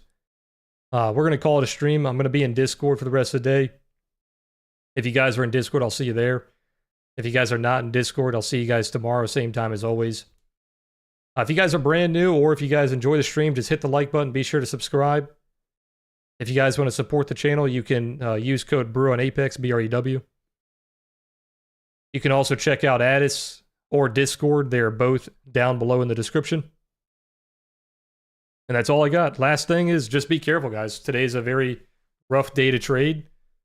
So just be careful or just don't trade at all. And that's all I got. I'll see you guys tomorrow. I'll see you in Discord. Peace, everybody.